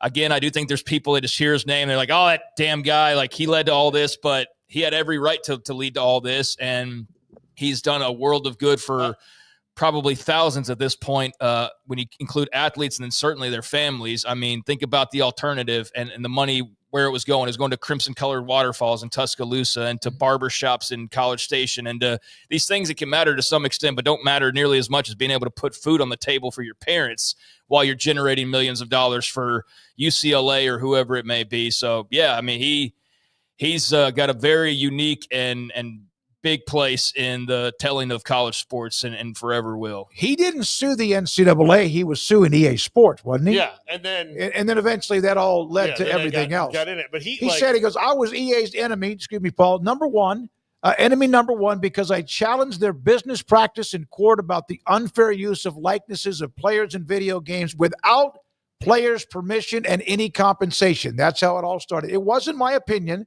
that changed their mind. It was based on the decision of the court to protect the players' rights of using their NILs. And I would just say to anybody, and I do want to get Q's opinion on this, but if you walked into a place and then you saw a product with your face on it all of a sudden and no one told you, you'd be pretty mad too. Look, there's a cereal out there that tastes like absolute garbage. It's called Catalina Crunch. I have found out I don't own my name like that, and I just really want that cereal to go away because every time I walk down the aisle, I see Catalina Crunch, and I'm like, it's not even good, man. But I got it the first time because it said Catalina Crunch. I'm like, this has to be delicious because the Catalina name means excellence. Better Well, than Fruit Loops? It's not better than Fruit Loops. That's for damn sure. Lucky Charms? I'd rather eat this paper than Catalina Crunch. I'm insulted by that. So, by the way, the friend that you mentioned, Ed O'Bannon, playing the game, Mike Curtis invited him to his house to watch his son play me. That's what, and that's what led with an Xbox 360, EA's March Madness. That's how all of a sudden he's like, what? I'm a part of this? I didn't know about it. And where, again, is my compensation? Well, it's cool that they're it's cool that they're going to have the game back and that it can just say Ed O'Bannon and a legendary character and not his number and his likeness. And it's like, 00 or whatever. It's going to be Ed O'Bannon and it's going to be every current guy. And I think that that's obviously something the athletes have really embraced this last year, seeing their names in games and not being taken advantage of. So, yeah. I just think it's really cool. And the fact that, you know how we talk about guys eat for free in cities, they can go wherever they want. He can go and eat for free in any college city across America, right? Because every college kid, every college athlete has an opportunity to make money now. Let me ask you if you're a college athlete, you see Ed O'Bannon at the bar, you should buy him a drink. That's for sure. Yeah. Whatever he wants. Did he get any money out of this? I mean, I don't think really. I mean, not life-changing money. Because this is the back pay, billions of dollars. Too old for the back pay. Yeah, he's too old for the back pay. Much too old, yeah. Again, this wasn't Ed O'Bannon's wildly successful anyway. He was in the NBA for a couple of years. He has money. He's been a businessman for a while, so I'm sure he got some, but I don't think it was, life-changing for him. It was about the principle of the thing. And he wrote the book too. He made some money probably off court justice. The inside story of my battle against the NCAA, written by Mike McCann, who's one of the attorneys that's been talking a lot about the last couple of different years. Yeah, I always wondered maybe some of the players could, he doesn't want the money. Like he said, it wasn't about the money. It was about what was right in being compensated for that. Is that even hit? You're in a pro sports town. UNLV's there. Does that even hit your airways? Do you guys even discuss this at all? Oh, yeah. No, it's discussed a lot because UNLV hasn't figured out how to capitalize on it. Right? I mean, think about it. The first thing I thought of when NIL was a thing is, UNLV's back. Because where do they print money at?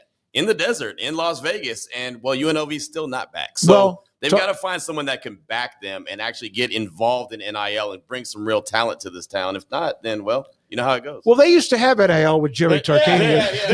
They had some before NIL.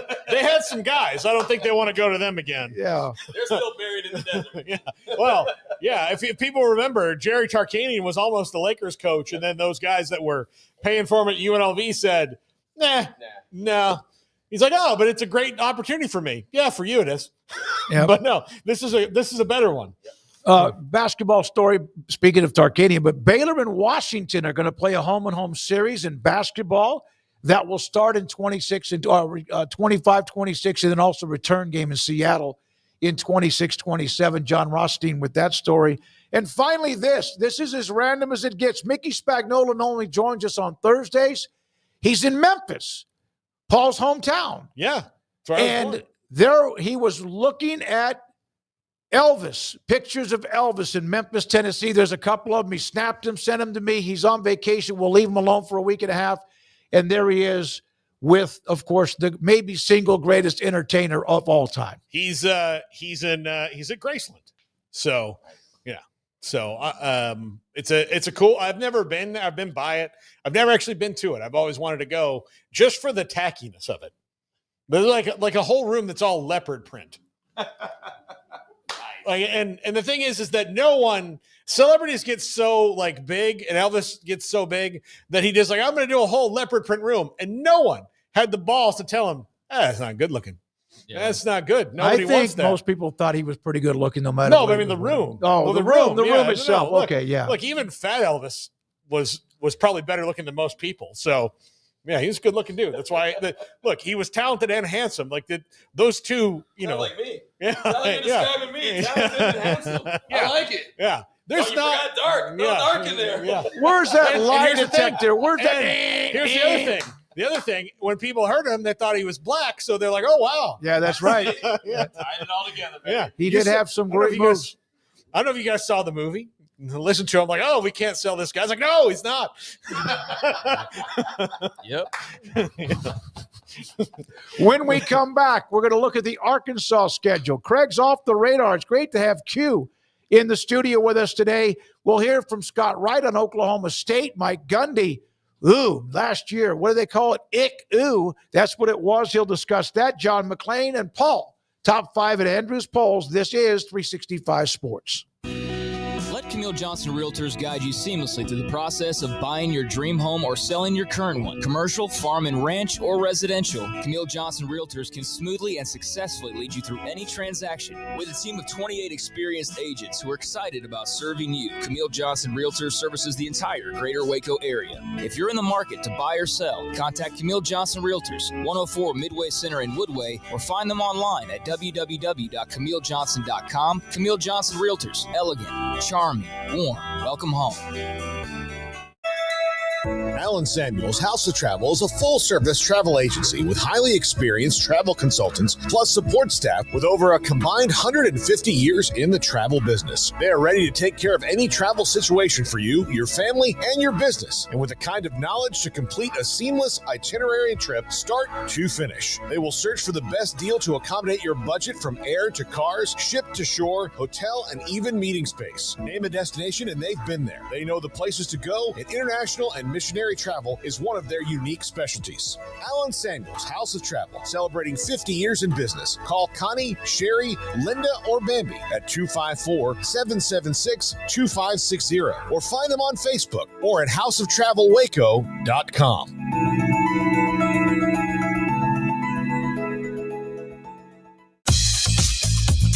Baylor Scott & White Southwest Sports Medicine and Orthopedics, the team physicians for Baylor Athletics, diagnosing and treating all sports-related injuries, including concussions. These specialists also provide orthopedic services for athletes and non-athletes alike, whether it's knee or shoulder pain, a wrist injury, orthopedic spine care, and even an arthritis and total joint clinic. Trust the doctors Baylor Athletics trust. Baylor Scott & White Southwest Sports Medicine and Orthopedics wants to get you back in the game. With so many companies and policies out there, it gets so confusing shopping for insurance, and I never know if I'm getting the policy that's right for me. Luckily, I met the team at the Niche Group Insurance Agency. With the Niche Group, you can go to one company and get access to coverage options from many insurance carriers, and you get to speak to a real person about your specific coverage needs. With the Niche Group, I know I'm getting the right coverage at the right price. If you need insurance, talk to the experts at the Niche Group at 1-800-258-8302.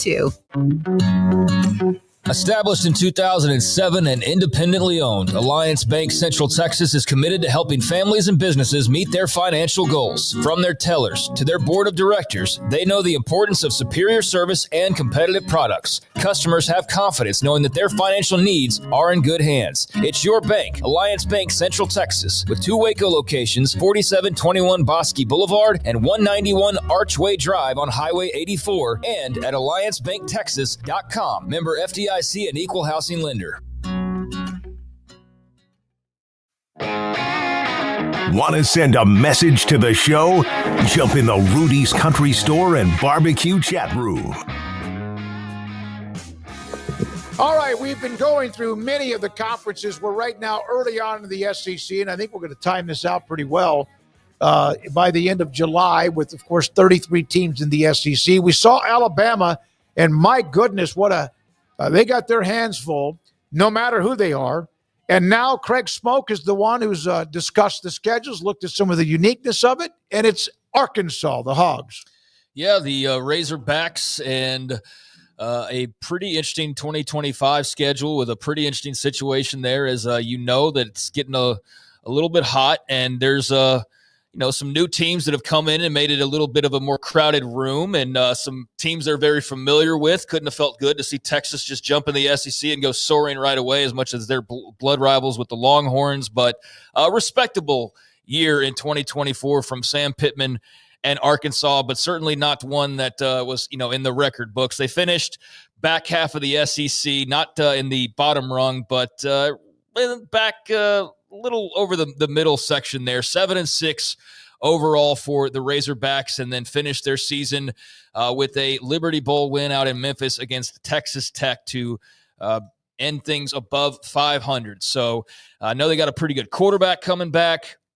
Got some pretty tough teams to face. And so let's take a look at exactly what they're facing when it comes to this 2025 schedule for the Arkansas Razorbacks. They will kick things off with a win right out of the gates against Alabama A&M on August the 30th. So that's game number 1 there for the Razorbacks. Then on September the 6th, it will be in-state Arkansas State. So 2-0 start, I think, is very much what you're looking at this point.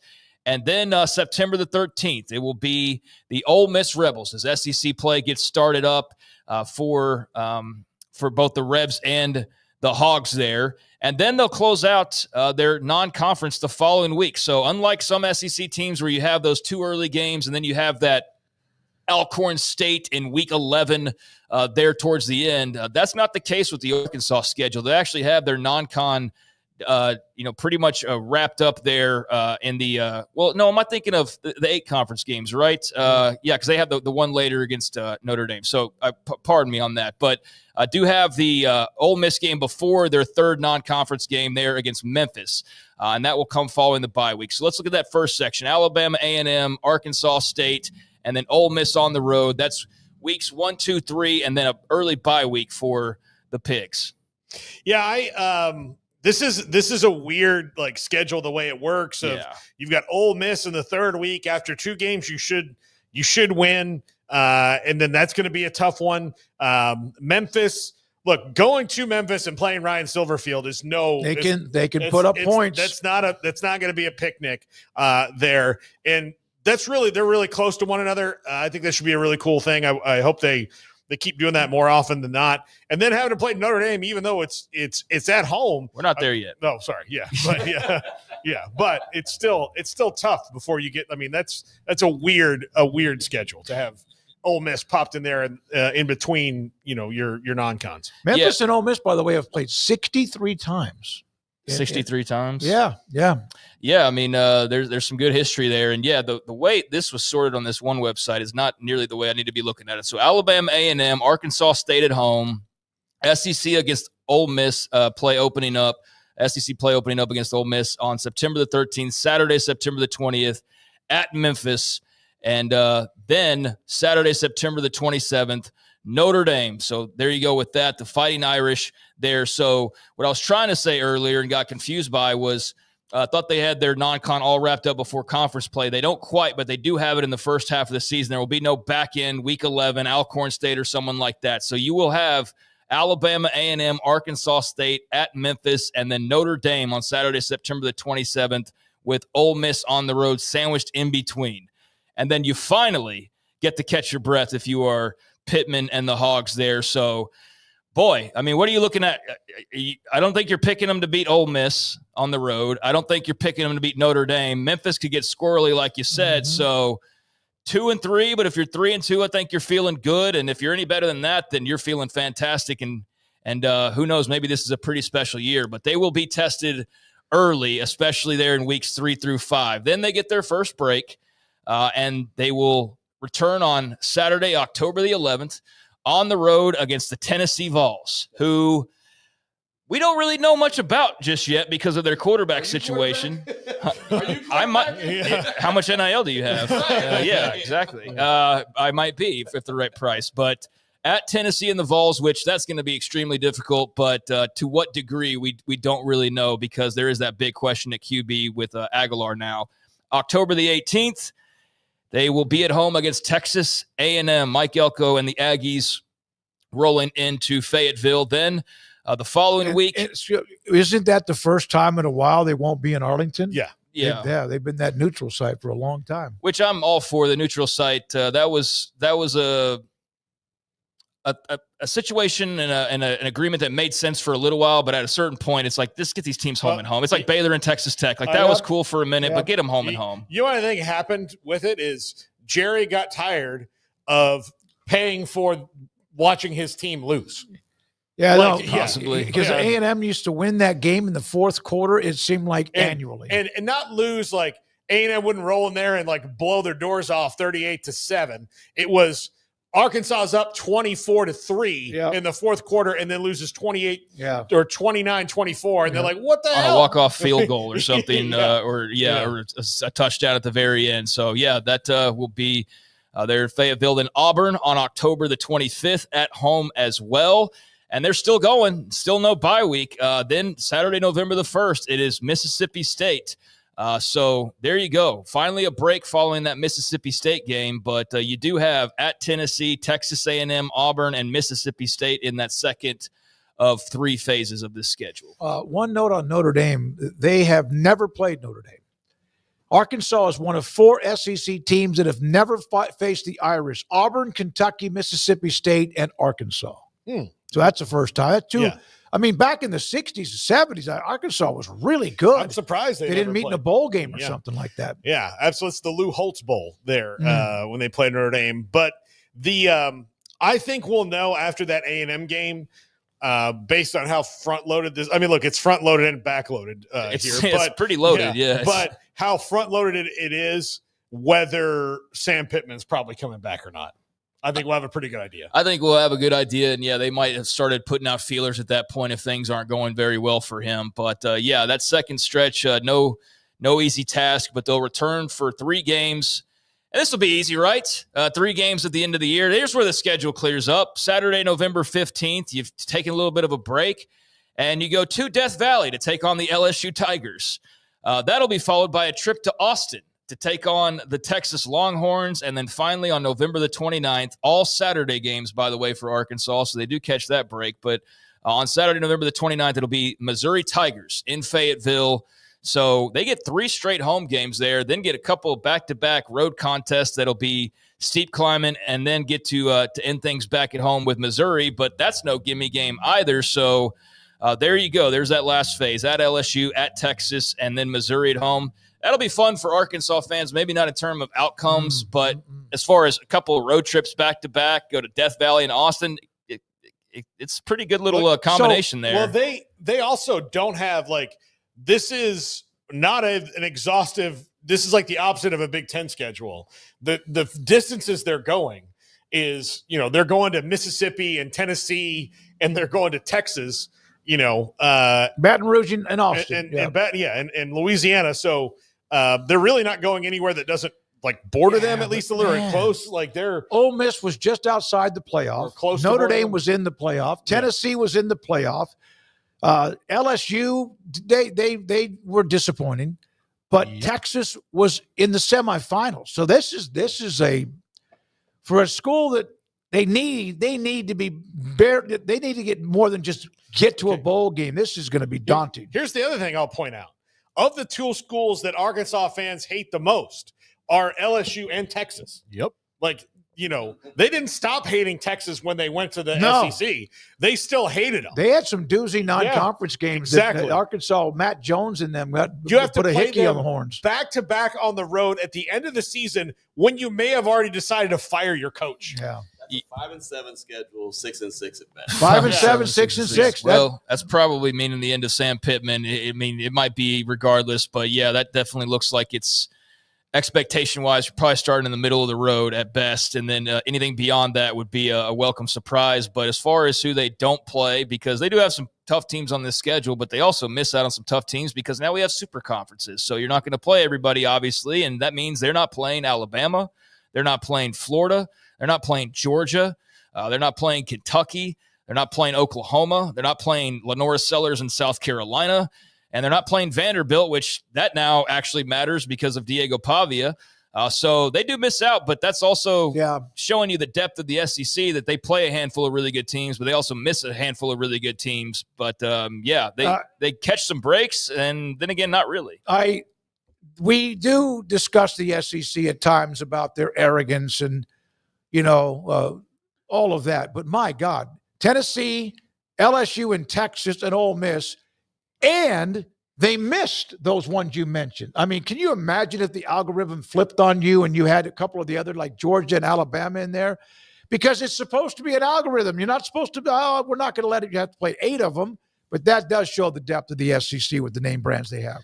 Yeah, it does. So there you go. There is the Arkansas schedule. Some interesting non-cons there at Memphis and then Notre Dame as well. So they've got their work cut out for them, and some doozies in the SEC as you would always expect as well. So we'll see if Sam Pittman's got another year in him, but this could very well be the last ride. I love Taylor Green, their quarterback. I Yeah, mean, he's got great. like ridiculously untapped potential. But if Sam Pittman's getting fired, there's going to be two things that they have to do. They have to get a head coach in there that will excite the Arkansas fans, and they have to get a head coach that will help convince Taylor Green to stay. Yeah, because you know he's likely, I think, going to have a good year in spite of what their record is numbers wise. He's super athletic, but that's what they're going to have to do. And I wonder that we might have a good friend that would be a candidate for that job. Jeff Traylor? Oh, yeah. Yeah, he was there. He was on the staff, I think, when Morris was there. Yeah. He was there, and where do you get your best players out from Arkansas? Yeah, Texas. And Beast, particularly Texas. Beast, Texas, yeah. Yeah, particularly, Beast, Texas there. And, you know, he knows how to get around there. Scotty B, by the way, Memphis is a trap game. I think it's more than that, but it is because they're coming off an SEC game with Ole Miss. And who was this? I got to read this one about. Pittman will be on Sark's staff before the end of the year. This is from Alan. Probably. Or a Walmart greeter. Yeah, I know. Actually, he does have a good Walmart greeter vibe to him there. And look, it's Arkansas. He could be at the main Walmart in Bentonville, which I think they'll probably be mad at him. But, yeah, he'll be an offensive line coach somewhere. He was one of the best in the country when he took that job. So he still is one of the best offensive line developers in the country. But he will I don't know. That's a tough schedule. I mean, I've always kind of liked him. I just don't know if this is it seems kind of insurmountable for where they are. The only games, and I think that you can just say for sure is like, okay, they should beat Alabama A&M. They should beat Arkansas State. Mississippi State's like as far as you would go in the SEC, though. Like, there's no other team that you'd say like, oh, they can definitely beat them. Like Mississippi State would be the only one. So yeah, they got their work cut out for them, and not an easy non-conference timing wise for Sam Pittman. Also, another candidate I would throw in there for Arkansas would be a guy that they are playing at his place is Ryan Silverfield. Yeah, he would make a lot of sense as well. I think if you're an Arkansas fan, you've already got your list that you've created, and you've at least started it, and you're going to be working on that throughout the next few months. And if not, then man, what a story that will be. But that's unlikely. We're talking about Arkansas, reeling off some magical run against this schedule. So yeah, I think you're definitely checking the hot boards on a regular basis this upcoming season. Craig will be right back with Off the Radar. General Ursus, Tennessee fan, says that the Vols have not beaten Arkansas, since 2007. I don't know how many times they've met, but probably quite a bit. I wouldn't have guessed since that. 2007. Yeah, I wouldn't have guessed that at all. When we come back, Off the Radar, around the corner, Scott Wright on Oklahoma State and more. This is 365 Sports. Ted Teague, Alan Samuels, Dodge Chrysler Jeep Ram Fiat sent me a list of 4th of July specials. And by the way, that is tomorrow. That's what we're all wearing, the shirts we are today, including the blowout sale. Red, white, and boom is what they're calling it. SUVs and sedans, and drive off in a brand new Ram 1500 with 0 down, 0 payments for 90 days, or get scorching hot deals on pre-owned vehicles. I bought my pre-owned vehicle during 2020. Looking around, I had a Tahoe with nearly 9 million miles on it. It finally just decided it had enough, and I had enough, and I bought a pre-owned car from Alan Samuels, and I have loved every second of it. A couple of bumps and bruises, of course, with attrition, but it's been fantastic. How about $13,000 off a brand new 2025 Ram 1500 Lone Star? $13,000 off, or 1.9% APR financing for 72 months. There's also the 2025 Dodge Durango, the RT all-wheel drive. Take $11,000 off MSRP. That's $11,000. And, of course, an SUV that doesn't back down. 3 rows, Hemi, power, all-wheel drive, confidence, and much more. The muscle of a Dodge. Ted Teague, the general manager and CEO. It's Alan Samuels' 4th of July sales event going on Loop 340 east of 84 in Waco. In our logo and advertising, we say we are people that you can count on. What does that mean? It starts with providing a quality vehicle and quality service at a fair price. But it also means we do what we say we will do, and we treat people fairly with respect. It starts by hiring great people, good local folks who work hard with a caring attitude. Our employees are the real reason we are people that you can count on. Put us to the test and see for yourself that at Richard Car Motors, we are people you can count on. Parenting is full of surprises. You never know what to expect. So after our son was born, I called my Texas Farm Bureau insurance agent to set up a life insurance policy in case something happened to me. Sawyer is now 2. And we'll soon have a sister. There's no one else I would trust with protecting my family. Stop by and see our agents at one of our 3 McLennan County locations. Coverage and discounts are subject to qualifications and policy terms and may vary by situation. Developed by Startup Waco, a nonprofit organization, GXG is a program designed to support the entrepreneurial development of Baylor University student athletes through NIL activations. The program helps student athletes maximize their platforms and offers a comprehensive support system for them to create and grow new businesses that not only benefit themselves, but also uplift the local economy. Fans who wish to support student athletes can donate to GXG via the GXG NIL Fund, BaylorBears.com/GXG. Contributions to support NIL activations through GXG can be made at BaylorBears.com/GXG. For more information, follow at GXG_GreenXGold on social media and visit the official website www.gxg.startupwaco.com. GXG, empowering student athlete entrepreneurship and uplifting the local economy through NIL activations.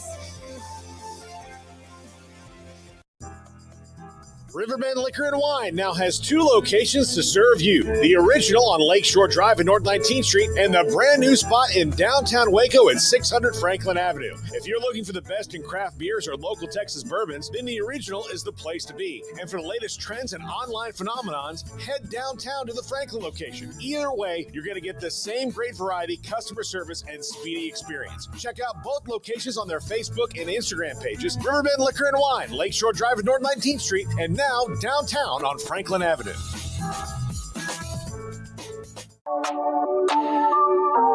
This is Craig Smoak's Off the Radar, presented by Alliance Bank. They take pride in making banking easy. AllianceBankTexas.com.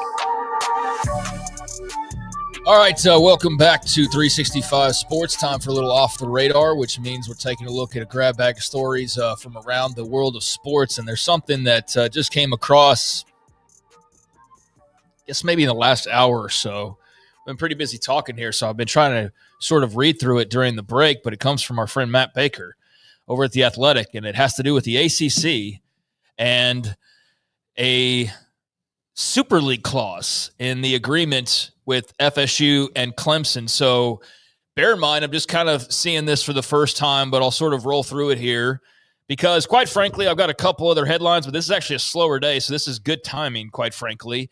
But Matt Baker says, what happens if enough ACC football programs want to join a Super League?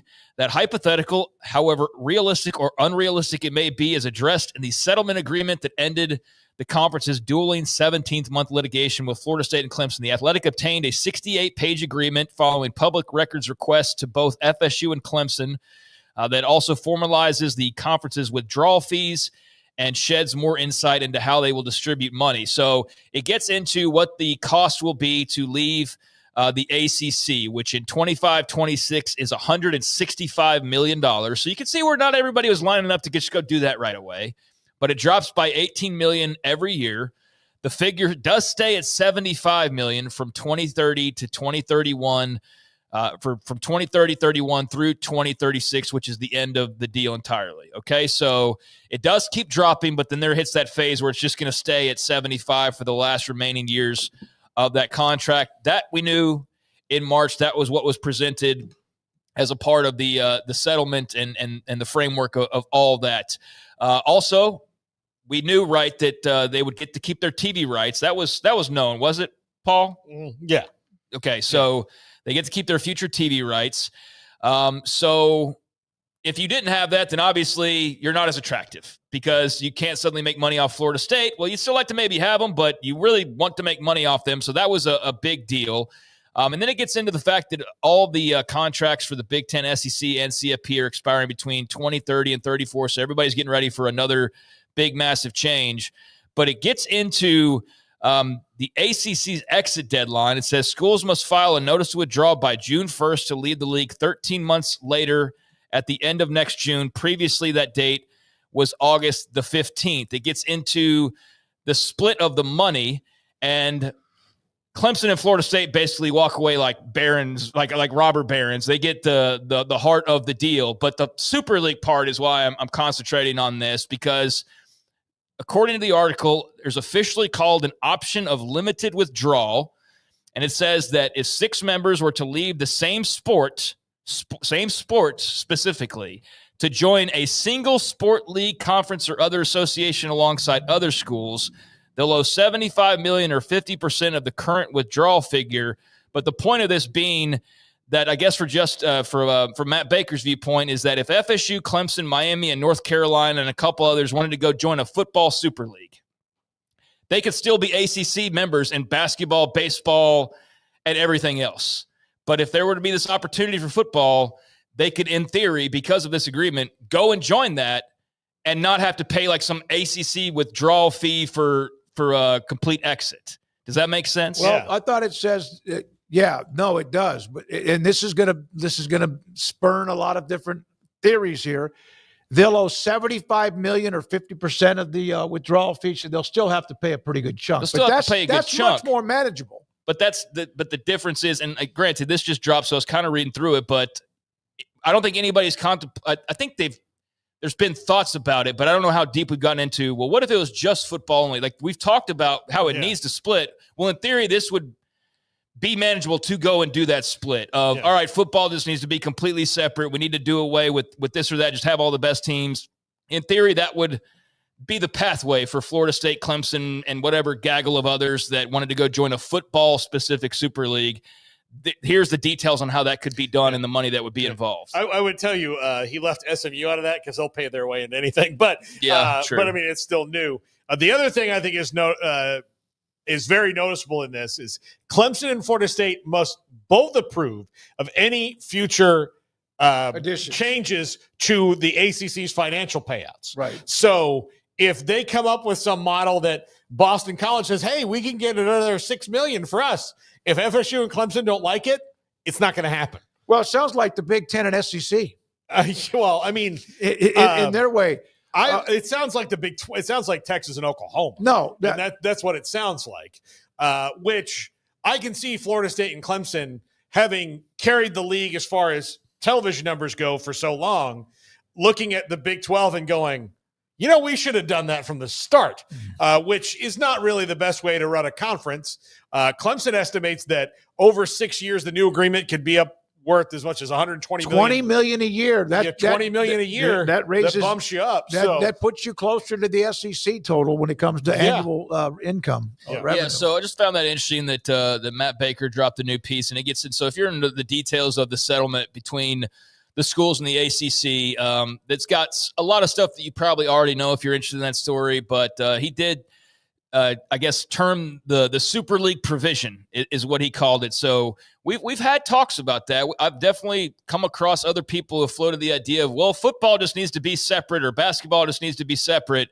Well, here's a pathway to where that could somehow make sense for FSU and whatever grouping, but also be okay for the ACC to some degree because they would maintain everything else, just not football. Now, how all that would work, again, that gets too into the weeds, but it's worth looking at if you're into all the scuttlebutt about how this could possibly work and you're into the contractual details of some of these agreements. If you get $75 million from 6 schools, that's a pretty nice, hefty chunk. You'd be in. Yeah. And I just know anytime you mention Florida State having the opportunity to leave at any rate, suddenly ears perk up from the Seminole faithful. But I would tell you right now that unless the Super League is like the Avengers of football, like it really is, and it's really that good, which I don't know how that really even works, given college football's differences from professional sports. Like, there's just too much of it. Why would you leave the ACC? No. You're in charge. And if there's a Super League, they're going to be a part of it. Those 6 schools are going to be a part of it. Like, that's the whole, we're going to get left, but I'd never buy that when some of these schools say that. Here's the thing. If I'm Clemson and Florida State, I'm staying in the ACC until it is absolutely, it would be until it would be a stupid idea for them to leave. Like until it's obvious, like, oh, it's dumb for us to stay here. Right now, it'd be dumb for them to leave. They are in charge of it. Yeah. No. They are totally in charge of football in the ACC now. They, by the way, $7.4 million in legal fees is how much the ACC, Florida State, and Clemson ended up paying through all of the drama and whatever else the last 3 years. One thing's for sure. The only thing I do know, because I do get lost in the weeds on some of this stuff as well. But FSU Clemson won that settlement based on everything that we know at this point. And I think you're disappointed if you're an ACC fan. I might be just stating the obvious there, but there's the Super League clause that Matt Baker brought up in his FOIA request of that settlement deal. So there you go. With that, rounding back to a story from a couple of days ago when we were doing Off the Radar, Sophie Cunningham has clarified her comments on the cities of Detroit and Cleveland. It was announced the WNBA was going to be expanding. She obviously became a much bigger star than she ever was before when she stood up for Caitlin Clark, and that just soared her into viral fame more than she'd probably ever anticipated at that point. But then that put a spotlight on her, and now people are paying attention when she has something to say a bit more. And she did make some comments about the WNBA branching out in expansion to cities like Detroit and Cleveland. And she had said that she didn't know how excited players were going to be to go play in those cities and that they'd rather be somewhere like Miami, for example. And that did not go over well with natives of Detroit and Cleveland. But she did speak to reporters as they were getting ready to play the accused Las Vegas Aces. She said that her comments were misinterpreted. She said, first of all, I know the history of the WNBA. I know that both of those cities have had teams before and got us where we're at, so I'm thankful for that. All I was really getting at was Broadway, the off-court lifestyle. I think that is really intriguing. I think Miami's intriguing. That's all I was getting at. I'm thankful for all they've done for our history of the sport. So I would not add an expansion team in Miami, unless the city actually begged for it, because it is the crappiest sports town in America.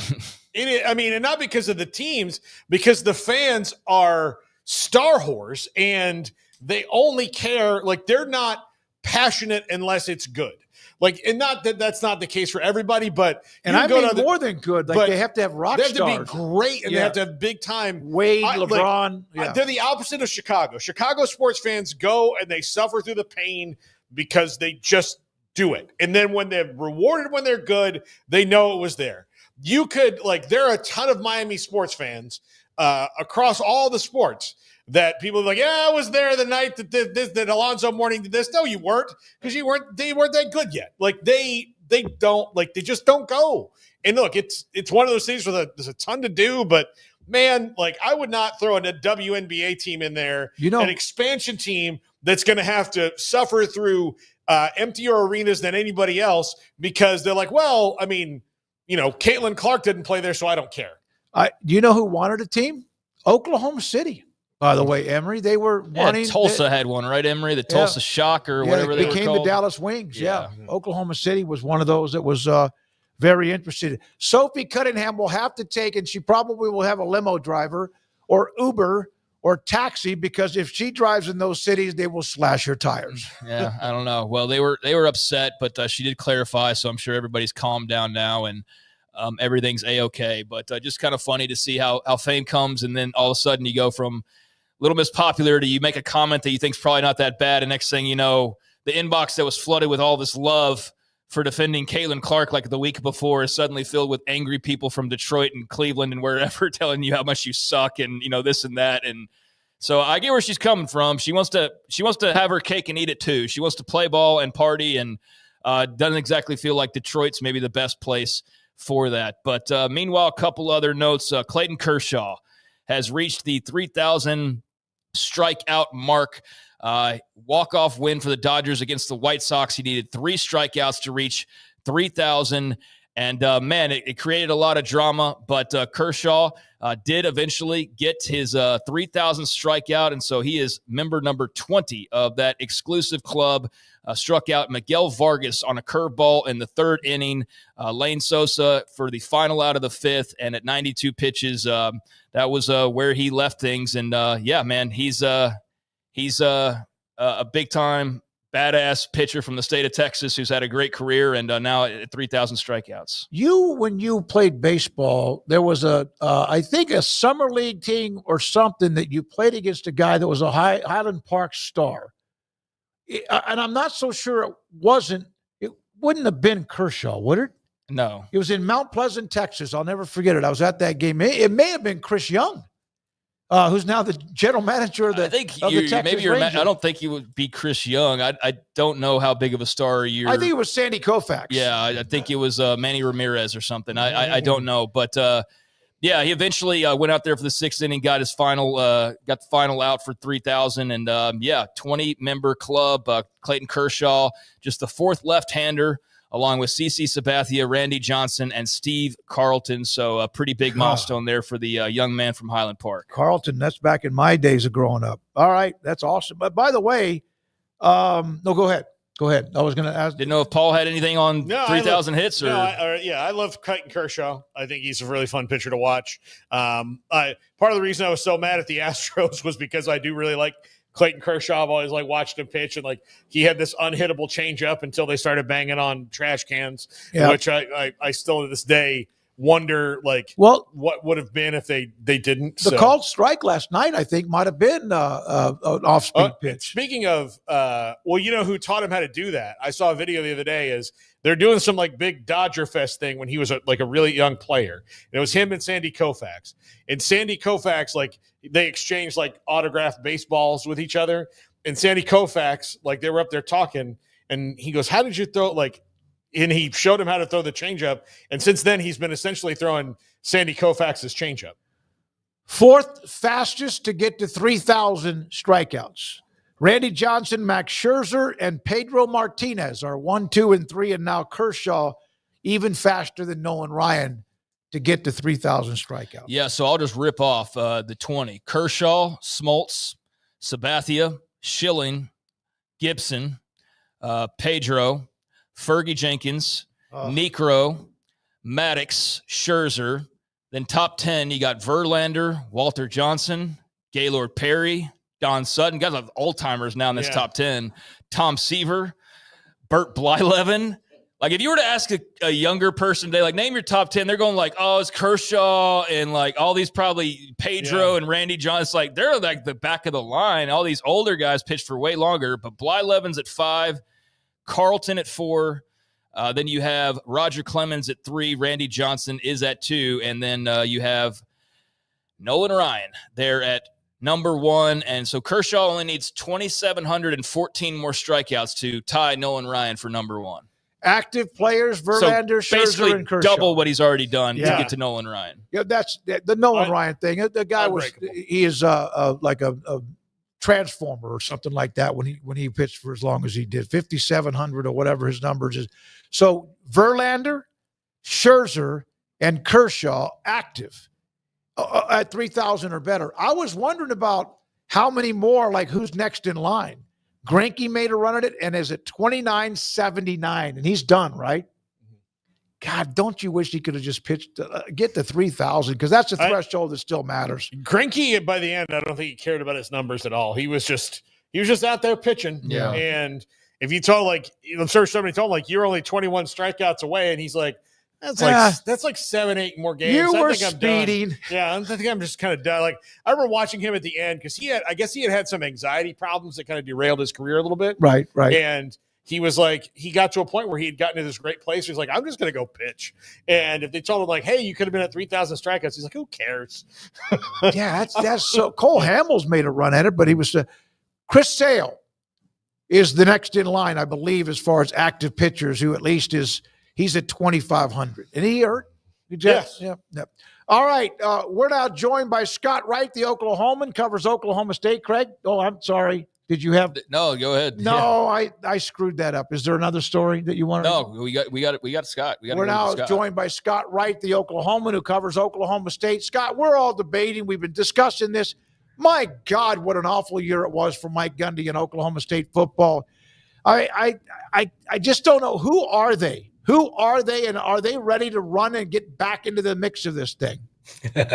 Well, I swear I'm not trying to stall. in answering that question, but I do want to point out I'm wearing my OKC Comets hat right now, the Dodgers AAA affiliate here in Oklahoma City. Yeah. I saw Clayton Kershaw pitching here earlier this year on rehab. He comes through here every now and then when he gets hurt. So I really enjoyed all the Kershaw talk, and I actually turned on the game last night to see that 3,000 strikeout. Really cool deal. But to answer your question on a much more disappointing topic, I have no idea what to expect from this Oklahoma State team. I have no idea. I have no way of explaining what happened to this team last year. And now there's been so much turnover that trying to figure out this team right now is really difficult, because you've got almost half the roster is going to be either transfers or high school signings. The majority of the depth chart is going to be new faces. Everybody but the head coach on the offensive and defensive sides of the ball, in terms of coaches, all new guys, coordinators on down. So it's really hard. We watched as much as we could in spring, which was not a lot. Gundy kept us out for the majority of that. But you just couldn't get a lot of answers from trying to watch this program in the spring. And I'm really looking forward to next week down in Frisco to get to talk to some guys and see what they've learned over the summer here, because it's very much a learning process with this team, trying to figure out who's going to be guys that they can count on, who are going to be the main guys that they're really relying on. What do the offense and defense look like? It's going to be really hard to know. Scott, is Mike Gundy built to build a roster in this new era? That's a fantastic question, because I think that's what we're gonna find out this season, is because he has relied so much during his career on finding the diamond in the rough in the recruiting process, giving him a couple of years to develop, and then all of a sudden, it's a Biletnikoff winner like James Washington, who was a 2-star recruit out of a tiny little Texas town. Guys like that. Justin Blackman was another one that was from Ardmore, Oklahoma, a small school, Plainview. So he went and found these guys and developed them, and hasn't had to live on being a top 30 recruiting team year in, year out. You go back and look at the recruiting rankings from year to year with his programs, he's going to be in that 30 to 50 range. He's not going to be in the top 30 very often at all. And he's been able to live that way because of their ability to develop talent. And I don't know that you can do that anymore. I don't know that you can live that way. I really don't think you can, honestly. And so he's going to have to, hit earlier on his high school recruits, and he's going to have to kill it in the portal, which he's had really good success in the portal for the most part. And even though he has kind of a reputation of not liking it very much, he's actually done pretty good with it. So, but this year is going to be the ultimate test of that, because there's so many guys that are new, up close to 40 guys that between the winter portal window and the spring that are new to this program, and he's going to be counting on a lot of those dudes to do something. Much like with the roster, if we did a deep dive, we'd be here all night. So, or like with the coaching staff, it's much like the roster. So instead of asking about all these individual coaching moves, was there one that maybe is the most intriguing to you, or you feel like is just the one that's most interesting to expand upon and could make the biggest difference this upcoming season? Yeah, it's hard to pick just one. I'm really intrigued by Todd Grantham as the defensive coordinator, guy that had a lot of success in the SEC at a variety of stops, Georgia, Florida, places like that. I'm curious to see what he can build. He's done it in the NFL, guy that knows a lot of football. On the offensive side, the probably the most intriguing one to me is the quarterbacks coach, Kevin Johns. He's a guy that's been an OC at a lot of places, was really successful out at Duke, a while back, and comes in as if they had hired him as the offensive coordinator, I wouldn't have been surprised, because he's got that kind of resume. To get him as the quarterbacks coach, and combined with Doug Meacham as the offensive coordinator, give them a chance to really do something special with that offense. I'm really intrigued by that one. I'm really curious about the offensive line. They brought in two guys who are former Cowboys, Cooper Bassett and Andrew Mitchell, both guys that have that are somewhat young in terms of coaching age, but have gone out and proven themselves at lower levels and been working their way up, and they seem to be working together well to build this offensive line. That might be the most important one because that's where they need to make the most improvement. How much did the president change affect the value? Mike Gundy's legendary there.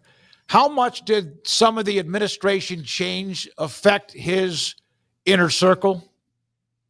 It certainly had an impact because the previous president, Casey Shrum, is very sports friendly, or was very sports friendly in that role.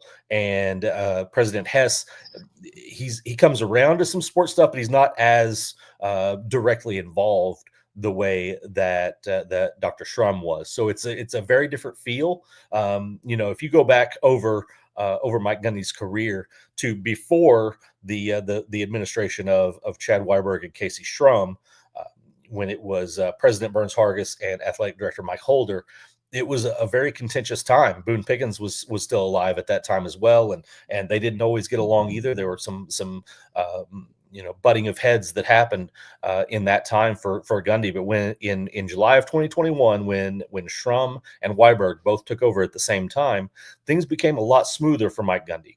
And that's one thing that I'm curious to see how things are handled with the new president, President Hess, because we don't know how he's going to view football, how he's going to view spending on athletics in general, because Dr. Shrum was very much focused on trying to improve athletics financially so that they could compete, believing that was overall a great thing for the university. We'll see how it is viewed, but Chad Weiberg is still in his position as athletic director and still has those same principles that he and Shrum ran with for about 4 years. So we'll see how it goes, but I definitely think that it has shaken some things up. Obviously, the Board of Regents has some people there that are not big fans of Mike Gundy. That's why the entire thing last December of his new contract came about, and why it became so public was because the Board of Regents chose not to handle it in a private matter. They decided to go have a special meeting to discuss it. So there's very clearly some people that are not on Mike Gundy's side, but he's at least getting this fresh start and has a chance to kind of smooth all that over with a good season. He doesn't seem to be a guy that's going to go around shaking hands. No. Not at all. No, that's not his thing.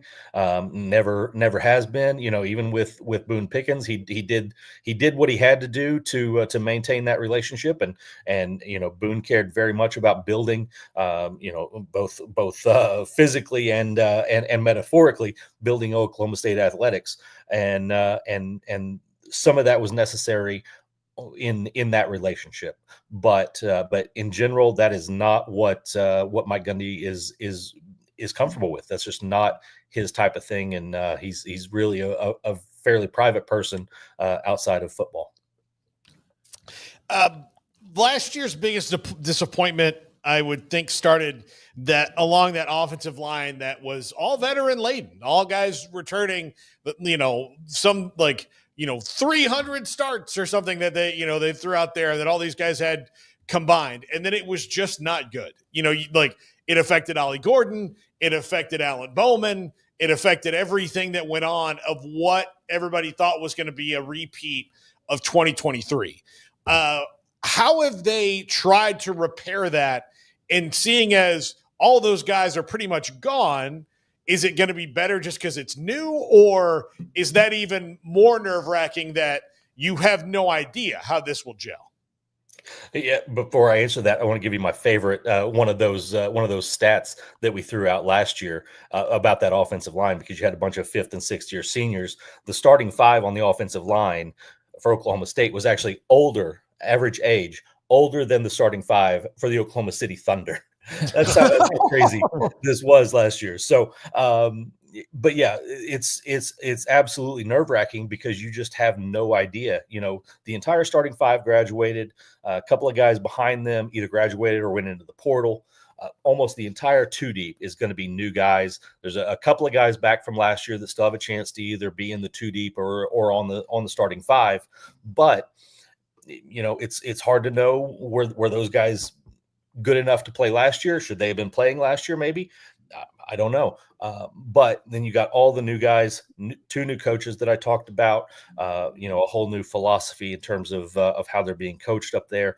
So it's a nerve-wracking thing because that's the one thing that this offense is going to hinge on, and you have no idea how good they're going to be because it's all so new and so unproven. And they rotated a lot of guys in, even in the spring game when we got to look at them. They were they had kind of split up the ones on both sides of the orange and white, so didn't really get a good look at what the actual starting five was going to be. And so it's hard to project what they're going to be able to do up there. I think they like the direction that they're going with both the players and the coaches that they've got, but we're just probably not going to know, man. Maybe not even the first game. It might be the second game when they're up in Eugene, Oregon, that we finally find out what kind of talent they've got up there.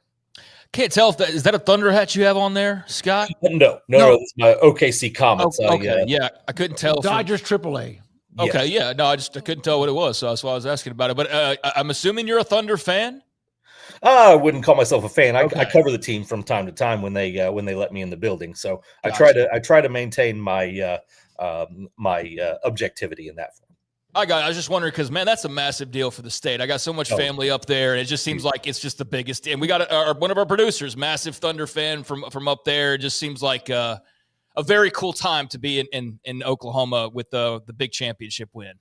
Yeah, absolutely. Like I said, I don't get to cover the Thunder all the time, being the Oklahoma State guy. But I got to go cover Game 2 and Game 7 of the finals, and being in that building for Game 7, being a kid that grew up here. I'm in town of Yukon, which is just outside of Oklahoma City, an Oklahoma City suburb. I was born here. Thinking back to when I was 15.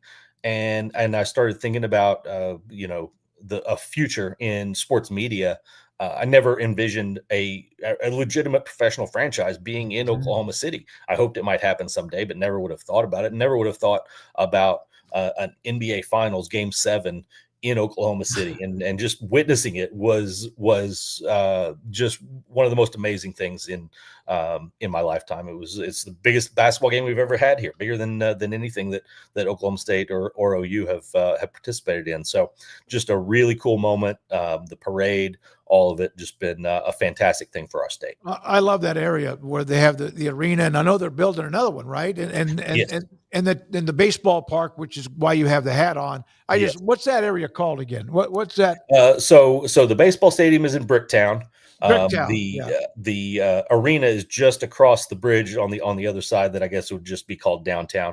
And the new arena is going right across the street from Paycom, the Paycom Center, where they currently play. They're demolishing an old building that was there for a long time that the minor league basketball and hockey teams played in back when I was a kid. So they're tearing that down right now so they can start construction on the new one right across the street there.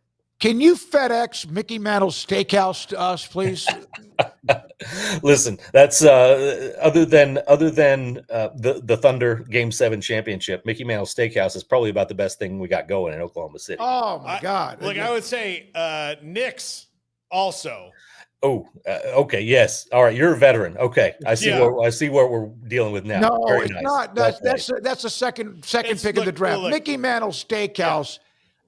I swear to God, if I lived there, I would be broke because I'd go there at least 3 or 4 times a week. Knicks for lunch, Mickey Mantle's for dinner. That's what I'm saying. That's an elite day. Can't beat Smoke it. a cigar, eat a big old bone-in ribeye. Yeah, that really is the environment. Hey, last thing, Big 12 Media Days next Tuesday and Wednesday. How will Gundy approach what he's saying? I feel bad because I haven't been able to give you guys a straight answer on anything. No, that's okay. It's good stuff. But I really don't know. He's always usually pretty open at Big 12 Media Days. He's usually in a good mood and just kind of letting things fly. We saw that last year. Obviously got himself in a little bit of trouble with being a little too loose last year when he was talking about Tully Gordon and his DUI.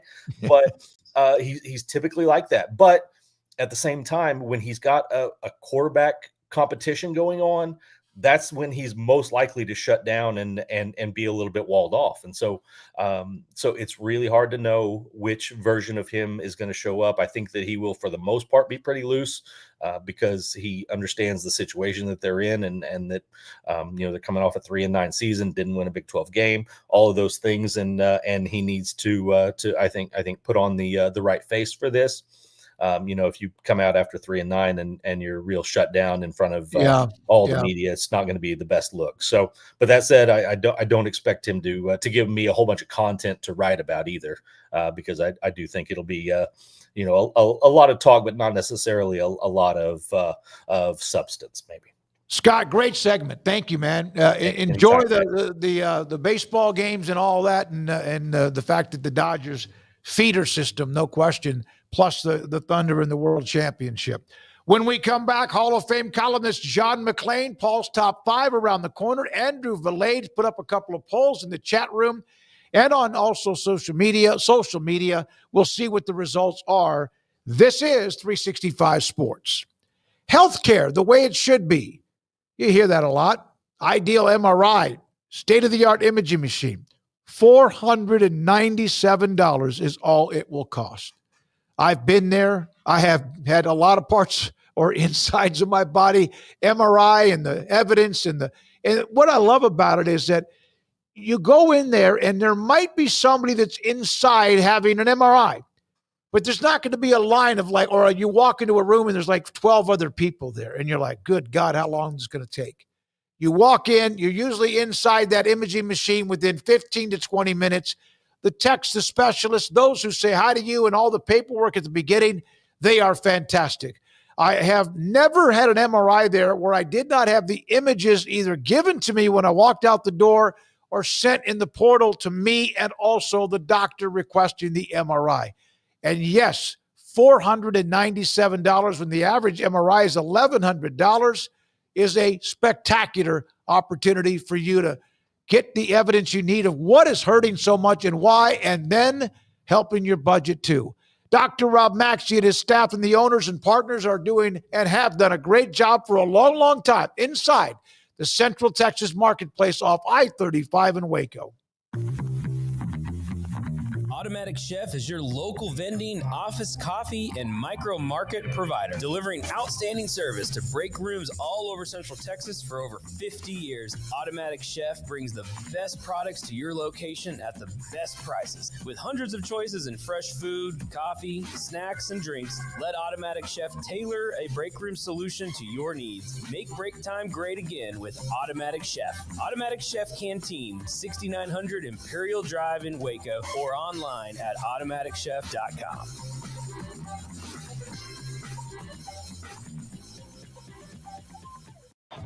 Baylor alumni are more than 160,000 strong.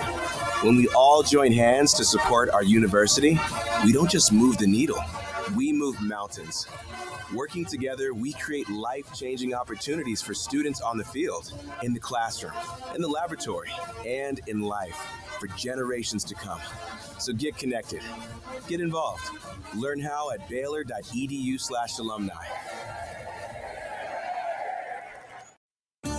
There are 26 letters in the alphabet, over 600,000 words in the dictionary, and just 3 of them said together can change everything. Let's order pizza. Those 3 words lead to dough made from scratch and 3 fresh signature cheeses that blanket golden crust in a heavenly melt on Marco's Pizza that'll blow your mind. So visit marcos.com to order and stop by Marco's Pizza in Belmead, China Spring, Woodway, and in Robinson. Marco's. Pizza lovers get it.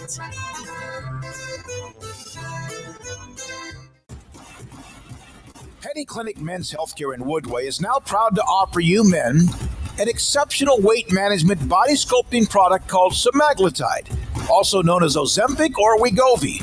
Semaglutide is an FDA-approved weight management medication Once-a-week injections of this powerful medication offers an average body fat weight loss of 20% within the first year of treatment. In addition to body sculpting, semaglutide also normalizes blood sugars and has the clinical research proof of reducing blood pressure, cholesterol, stroke, and heart attack risk. If you're like most men and you have stubborn fat that will just not respond to typical diets and exercise, then help is finally here. Semaglutide, affordable, highly effective. Google search Petty Clinic Waco and reach out to the Petty Clinic team today for a free consultation with Dr. Petty to see if semaglutide is right for you. Go to pettycliniclowt.com.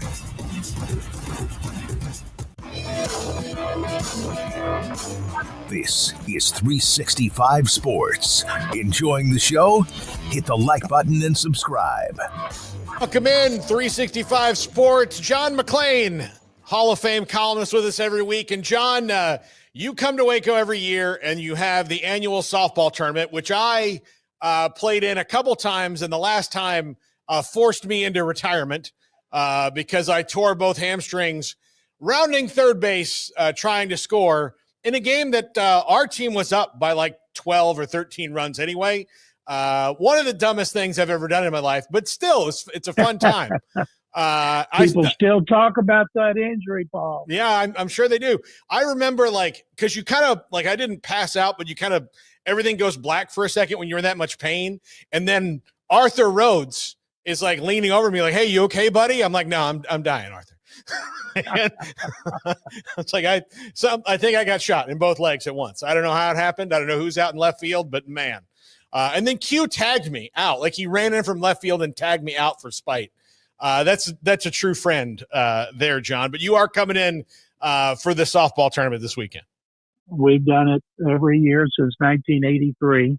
The current or former Trib guys from recent eras against all those old guys. Now we have so many kids and grandkids we bring in. We play with Baylor Women's Field, play 2 games, and we head over to George's for lunch. We have dinner at the Hall of Fame Friday. That's Saturday. Friday, we have a reunion in the private room over at Paparolo's. And you have a standing invitation to come back. Q has come back the last 3 years from Las Vegas, where he does Raider Nation and a national show on ESPN. And I do a weekly with him out there. And I told him I'm not sugarcoating it this year. He doesn't hit the ball well. I'm going to tell all his listeners how he's actually played. But it's so much fun because we started this back when I worked at the Trib in 73, 74, and 75. Only back then we played hardball. Well, I mean, like, eventually you have to give up some of those things, John. But you are very famous, though, for bringing in ringers. And I got some ringers coming in this time as well. But Jay Black's son Tyler's bringing in a couple of the Bruners, and we're trying to stack the deck because the Trib's good at that too, and they whacked us last year, so we've got to get revenge. And Paul, you're welcome to come out anytime, even if you're just coaching third base. My wife and I had just started, like, not even dating. We were talking then. Like, it was hadn't even gone on a date yet. And I remember she texted me as I was laying on the bench, and she's like, hey, how's your softball game going? I'm like, it was going good until about 15 minutes ago. And here's another thing you'll get a kick out of, John. Steve Fallon had to wait with me for like 45 minutes or an hour for my mom and my uncle to come and get me so they could take my car home. And they live 10 minutes from the park. And I was like, or my mom lives 10 minutes from the park. And I got there and I was like, Mom, what took so long? She's like, well, we had to get ready. I'm like, you're not going to a debutante ball. I'm laying on a bench here. I didn't know that. Yeah. Steve Fallon will be back. Used to, Steve could actually hit and get a ball out of the batter's box. He has given himself a nickname. He's now long ball Fallon. And I'm thinking if we move home plate just inside the left field fence, he might actually hit one over the fence like he did when he could play 40 years ago. Yeah. Yeah. Well, I mean, look, he's common to give himself nicknames. I hosted a radio show with him for 2.5, 3 years. And, he was always, doing that. I mean, he went through one time where he wanted everybody to call him Big Daddy, but I know it didn't take. So, oh boy, I got to give him grief about that. He may not even remember. He's old now, John. Like, you're the same age, but he is way older than you. Yeah, I will make sure he remembers Big Daddy. Yeah. It's like, yeah, you should. Or I think he said in the air, I was like, listen, Paul, you got to listen to Big Daddy here. And I was like, okay. That sounds like Steve. Yeah, absolutely. So I got to tell you one quick Steve Fallon story, and because this is a time when there's not a lot going on in football. When we were in high school at Richfield, which is now Waco High, one day, I think I was a junior, and I'd met a girl, and we made out a lot. She put a lot of hickeys on my neck. And Steve saw me. He said, wow, who did that? And I told him. And he said, well, if you don't want to be embarrassed, you can get them to go away. I said, how? He said, rub Crest toothpaste into each of them, and they'll disappear. And I said, okay. So I went to school the next day. Everybody's looking at my neck. And one person said, what'd you do to your neck? I said, can you still see them? They see what? Your hickeys or your Crest toothpaste? I said, well, it's supposed to make them go away. Who told you that, Fallon? And you believed it? And you talk about feeling like a dope. I'm rocking around with Crest toothpaste all over my neck, and I was an idiot. Oh, yeah. Yeah. Oh my God. I'm dying. That's him. That's him to a T. So John, one of the things you've talked about when we talk about the Browns and why they have been so unsuccessful at quarterback is that they have that lake effect snow and the wind and all these things. And the stadium's really hard, like it is in Chicago, for quarterbacks to consistently be good game after game there because the weather in the fall and the winter is very unpredictable. Well, now the Browns are putting an amazing looking domed stadium. Will that change their stars at quarterback, or since the Haslams still own them, are they still screwed? Absolutely, it will change. They have had one 4,000-yard quarterback in history. That was Brian Sipe in 1980 when they were real good. Lost in the Raiders in the playoffs. Raiders won the Super Bowl. And same in Chicago. They want to move to the suburbs. You get those stadiums off the Great Lakes, and you won't have the same wind problems. And it doesn't matter if it's September and it's 90 degrees. It's still windy. That's why they have to have big-time running games. And if they don't, they're not going to be good. So I would think Caleb Williams, if everything goes according to plan, he might be like in his 5th year when the Bears move in their new stadium. Browns very well could be looking at the number 1 overall pick next year and get another quarterback, assuming Dylan Gabriel or Shadur Sanders doesn't work out. But in the fans, even though a lot of the fans are complaining, who wants to sit there? I've been in that stadium when it's 5 degrees and the wind's blowing so hard, I almost blew away. Nobody likes those conditions. And it's about the airport. The airport's like 10 minutes from downtown. It's not a long distance. So it's not in Cleveland. And so a lot of people you'll see a lot of building going up even more around the airport area, and it will hurt downtown businesses. Yeah. That's for sure. That airport also not one of my favorites, John, their security. Oh no. It's terrible. It's awful.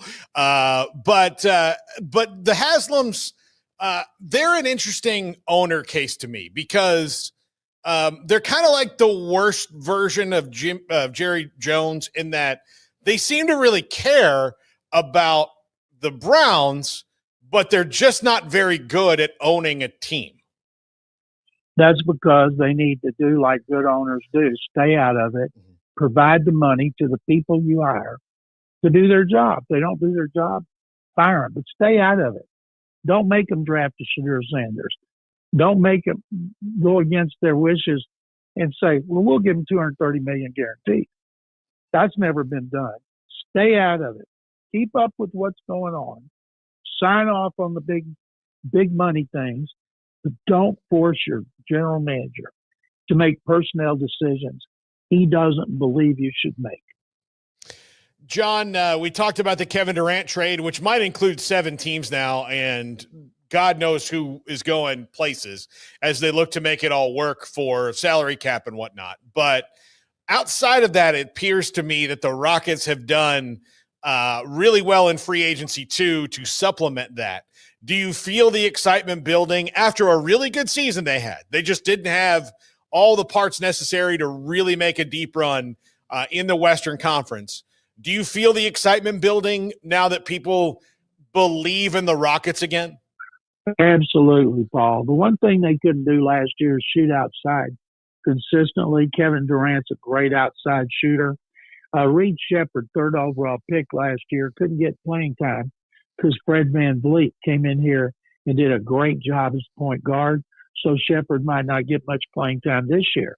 But then they went and signed a free agent from the Lakers who began last season with Brooklyn, Dorian Finney-Smith, who shoots 43% of threes, is a tough guy. He's a great defensive player who can guard multiple positions, and he'll replace Dylan Brooks, who was included in the trade with Phoenix for Kevin Durant. They re-signed Clint Capella, who played his first 6 years in here, a big man, but it wouldn't surprise me if he's not included in this multiple team trade they're talking about. I've never seen anything involving that many teams. I guess it's legal, but as you can imagine, people here are pumped about the Rockets. They're pumped about what the Astros are doing, continue to win despite so many injuries to pitchers, position players. May not see Alvarez this year. Jeremy Pena's on the IL, but yet the Astros are continuing to win. So it's the best time I can remember in Houston sports right now since 1980, when the Oilers were 11-5 during Love You Blue, lost at Oakland in the playoffs. The Rockets went to the finals and lost to the Celtics, and the Astros had Owen Ryan on the mound and a 3-run lead and blew it to the Phillies, kept them out of the World Series. But those were great times, and we've had so many bad times here, and right now it looks like the good times are going to roll. John, the Astros being able to withstand all this, and they're like, look, Altuve's still Altuve. You know, they still have some guys, but you know, Cam Smith is a rookie. He's been playing really, really well lately. The rest of the guys on the roster have either underachieved or just been kind of career role players in their life. Is that because the culture has been set up so well there for so long, whether it is Dusty Baker or Joe Espada? Joe Espada drives me crazy, and he is doing a fabulous job. And A.J. Hinch from Detroit gets all the love when they talk about AL Manager of the Year when Hinch has got his guys are healthy. And Espada has just done a great job. So have his coaches. Christian Walker, $20 million a year, first base, huge disappointment. Jose Altuve hitting 30 points less than what he usually does. Yainer Diaz, 59 points less than what he did last year. When Jake Myers is your second best hitter, he usually hits around 200, is hitting 300, you know something's screwed up. And something I'm wondering here, Framber Valdez and Hunter Brown have been great. Back of their bullpen, Brian Abreu and Josh Hader have been fantastic. Framber's a free agent after this year. When you see what they got with Cam Smith and third baseman Isak Paredes, their leading home run hitter and RBI guy, would they be tempted to trade Framber to another contender and basically take themselves out of the World Series? I don't think they'll do it unless they crater, but the division's not good enough for them to do that. But man, Framber's going to walk after the season and be just the latest star to leave here because Jim Crane will not overpay for players. Well, and, you know, I'm sure there's a lot of Astros fans that would love to see him proven wrong, like, and be like, hey, you got to keep these guys. But so far, so good, John. I mean, it's hard to win World Series. It's hard to continually contend. But for whatever reason, they kind of overcome. Last year, they started out really bad, and they got better. You know, it just, you know, they're doing things right somewhere. Mariners had a 10-game lead in June last year, and the Astros beat them by 5. And then By the way, Paul, do they still have a team in Arlington? Look, any day now they're gonna hit their stride. The Rangers, I think it is like you had your big moment, but then you also can't control when everybody gets old at once, right? That's and they have good pitching, but then the guy gets hurt. They're a little bit star-crossed since that World Series, but DeGrom has been unbelievable this season, mm-hmm. and you got one of the all-time great managers. Every time I look up, the Angels are ahead of the Rangers. And I'm trying to figure out what in the world is happening, because when they won the World Series, they had a bunch of good young players. Mm-hmm. Now I'm reading a thing in Athletic about teams willing to sell, and they've got the Rangers willing to sell despite having so many good young players. But it is amazing, and I'm sure they'll finish ahead of the Rangers. But the Astros are very fortunate to be playing in a division in which Seattle can't get out of its way. Cal Raleigh has been the best hitting catcher in history up to this point, and he still can't win. And he's going to come back down to earth at some point. But the Astros, there's no the best team in the American League is Detroit. Does Detroit scare anybody like the Dodgers do? I don't think so. So it's not out of the realm of possibility. The Astros could contend for another World Series. Yeah. By the way, where did Big Dumper go to college, John? That's another Florida State Seminole right there. No, he is a hell of a player, a hell of a guy, a hell of a defensive player, and they were smart. I think they extended him already last year, and now that is a steal. Yeah, absolutely. John, have a happy 4th. I will try to get out at least to maybe George's afterwards. Well, come see us at George's or come by the hall Saturday night, and we'd love to see you. All right, John McClain, Hall of Fame columnist with here. Happy 4th, John. Same to you, Paul. All right, that's going to do it for John McClain.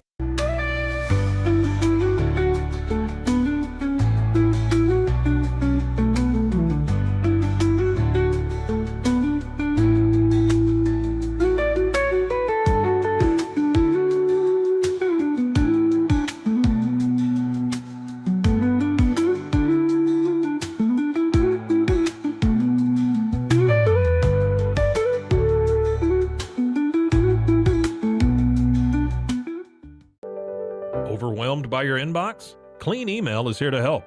Organize, clean, and manage your emails with powerful automation tools. Say goodbye to spam and clutter and enjoy a stress-free inbox. Try Clean Email today at cleanemail.com. That's CLEAN email.com. Founded in 1910, Samsonite is the world leader in durable, high-quality luggage and travel accessories. Made to the highest standards, our products won't let you down. We give you the confidence to get out there and explore. Inspired by the past, devoted to the present, and built to inspire a multi-generational future, Samsonite is here to elevate your journey. Travel with Samsonite and pack confidence every step of the way. Shop now at shop.samsonite.com. Samsonite.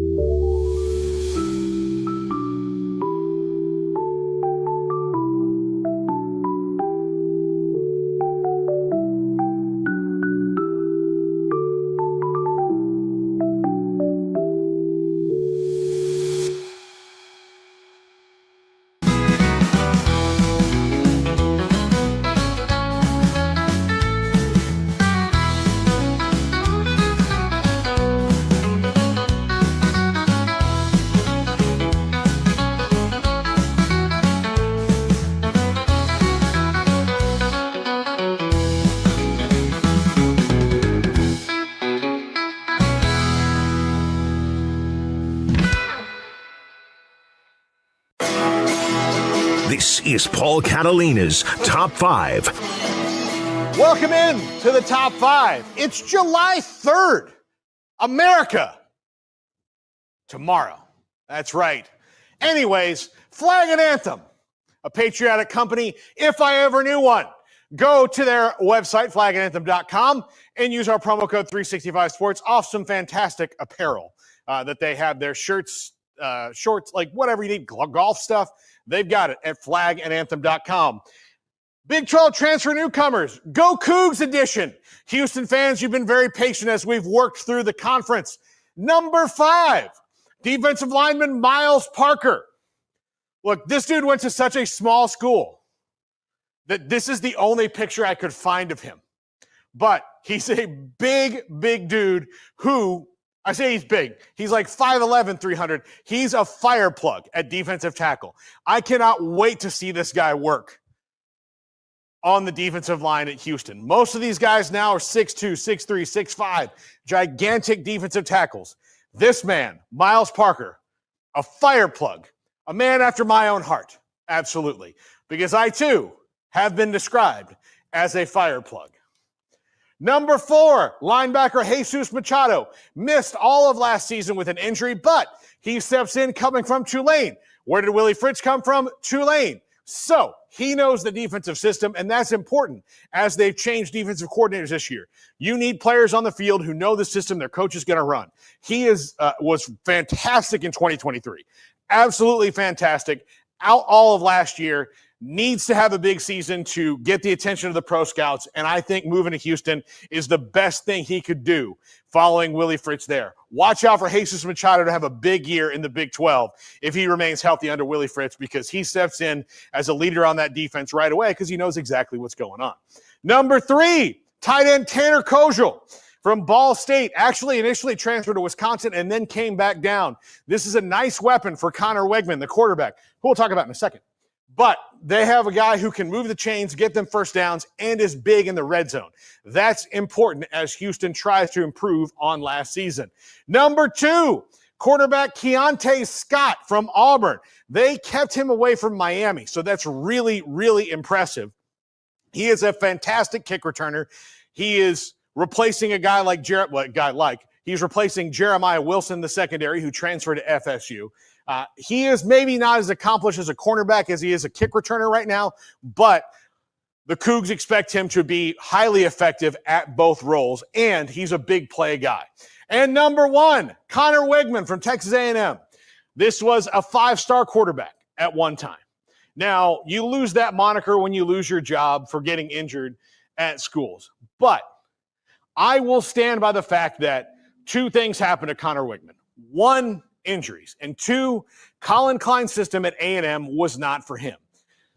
Willie Fritz will make it work with Connor Wegman. He's back home in Houston, where he's from. This should work out really well. Houston's got a tough schedule. The Big 12 is so up and down, but I expect this move and the other ones that they've made and what Willie Fritz has done, building a new culture there for the Cougs, to pay off for them with a pretty decent bowl game this year. I think this is a 7-5 team or better, due in large part to Connor Wegman and the fact that they have gotten some good locker room culture guys placed around that team in year 2 for Willie Fritz. Well, that's going to do it for us, and we're off tomorrow, so happy 4th of July, and Andrew's polls are coming right now. Well, they are. Here are the results. And we also have a note on the Kendricks Williams in a camp he has later this summer. Who should be QB1 in EA's College Football 26? Cade Klubnik with a pretty hefty lead over Nussmeier, Aller, and then Sam Levitt. Tommy Castellanos. No one? Just John me? Mateer. Yeah. Go ahead, your turn. Yeah. Why would it not be Arch? Well, because he might, I think Cade Klubnik is the. But of the four, I voted for Klubnik. Yeah, I voted for Klubnik. I mean, I respect that it's not Arch because they're actually going off of, I think, what people have done to this point. They're not riding the hype train. Yeah, I agree. No, that's a great point. Everything is a surprise, but I voted for Klubnik. Boy, he really ended last year well, played great against Texas for the most part. Who was the game against when he broke the long run and it kind of flipped the script? I don't think it was against SMU, but he really, I thought as the year went on, he became an alpha. All right, number 2 poll. Are jersey patch ads in college football the right move or a step too far? The top tradition lost. Wait and see, subtle but slippery slope, and game changer. I said subtle but slippery slope. That's what I said, but tradition lost. I mean, I was almost there, but I wasn't quite there yet. Greg, what would you say? I'd say, speaking of the microphone, no, subtle but slippery slope. My back is sore. Subtle but slippery slope is where I would go. Yep. I think it's fine. It's not what I would want, as I said earlier. It's not what I would choose to do if I were the person with the magic wand that doesn't have to worry about lawsuits and things like that or paying players. I would prefer there not be any advertisements, but I get where we are, and so I think it's something that can be okay, but it's all a matter of execution. So the first moment I see, and I keep going back to this example, but it was the one that was just glaring to me last weekend. But if I see a Clemson jersey and there's just a big old block rectangle red Nintendo Switch patch that like takes up half the sleeve, then I think it's going to suck. But if it's something that's like LSU colored and it's just kind of fits in like a bowl patch, then that's like, look, there are bowl patches that are too gaudy. Yeah. Like I forget what bowl game it was, but I was watching one I swear it was like this big. Yeah. And now I'm doing, but I swear it was like half the chest was this bowl patch for whatever game it was that I'm thinking of. But it'll all be in the execution. But because it's college sports, I just wonder who's the one that's going to go head first down the slope because it's the big money grab. And, they decide, screw tradition. We're going to make this as gaudy because you're adding another zero to it. Yeah. I mean, that's the thing because they really – like they're not to be trusted. And then the other thing is like you've got companies, I'm not knocking them, but like Learfield and Playfly, who this is why they exist, is to sell sponsorships. They're the ones that have the broadcast rights to most everybody's media, et cetera, when it comes to college. So they're the ones who are going to sell these patches. And when you get a place that's like, look, we need as much stuff that's not nailed down to be sold because we've got to make up the gap here. You're going to leave somebody loose, and there's going to be some big-time guy that's like, you know what? Screw the jersey. I want the helmet. And at what point you wonder will if they the say NCAA no? is going to limit it? Can they? Will they get sued? And where will it go? On the jersey, or will it eventually just go everywhere? Yeah, I'll tell you, if you haven't seen the Mariners jersey, and I don't know if it's it's on the teal one for sure, the big Nintendo Switch 2 patch, it is ridiculously large, like silly large. Does not blend in at all. So yeah, it'll all be in the execution. So I'm subtle but slippery slope, and then probably wait and see after that. I don't think it changes much except for the pockets of the schools themselves. I don't think it changes much in terms of the college football fans experience. Like look at that. Yeah, no, look at that. You know what? That's gaudy. I mean, come on, dude. Well, you damn sure honestly, see it though. All it would have to be is it's because the Switch 2 came out. So really the original patch, if you take just where above it says Nintendo down, that bottom half, that's what the real patch typically is. But when the 2 dropped, I guess they unveiled these, so they had to put the 2 on there, and that made it 3 times as large as it already was, and just really ridiculous looking. I was going to look at. I don't want to see this. This will be a bad road if they go down that type of road. But maybe that's just because it was the Switch 2, and they had to fit everything on there. But yeah, that's what I was speaking of. It could be like a little, like if you just shrunk it a little bit, it wouldn't be so bad, right? And you could still understand what it was. Well, the other one that's regular, which is just the bottom half of it, or it's not even the bottom half, like the bottom third of that is typically what it is. And even though it's red and kind of clashes with the colors, it doesn't look terrible. Like it fits in pretty okay, but this obviously does not. So it's all about the execution, slippery slope, as the majority of voters said.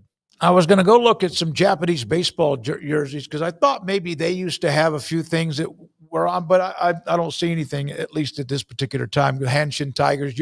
Here's a super chat. Retired stockbroker, eat 'em up Cougs. Low expectations, just a bowl.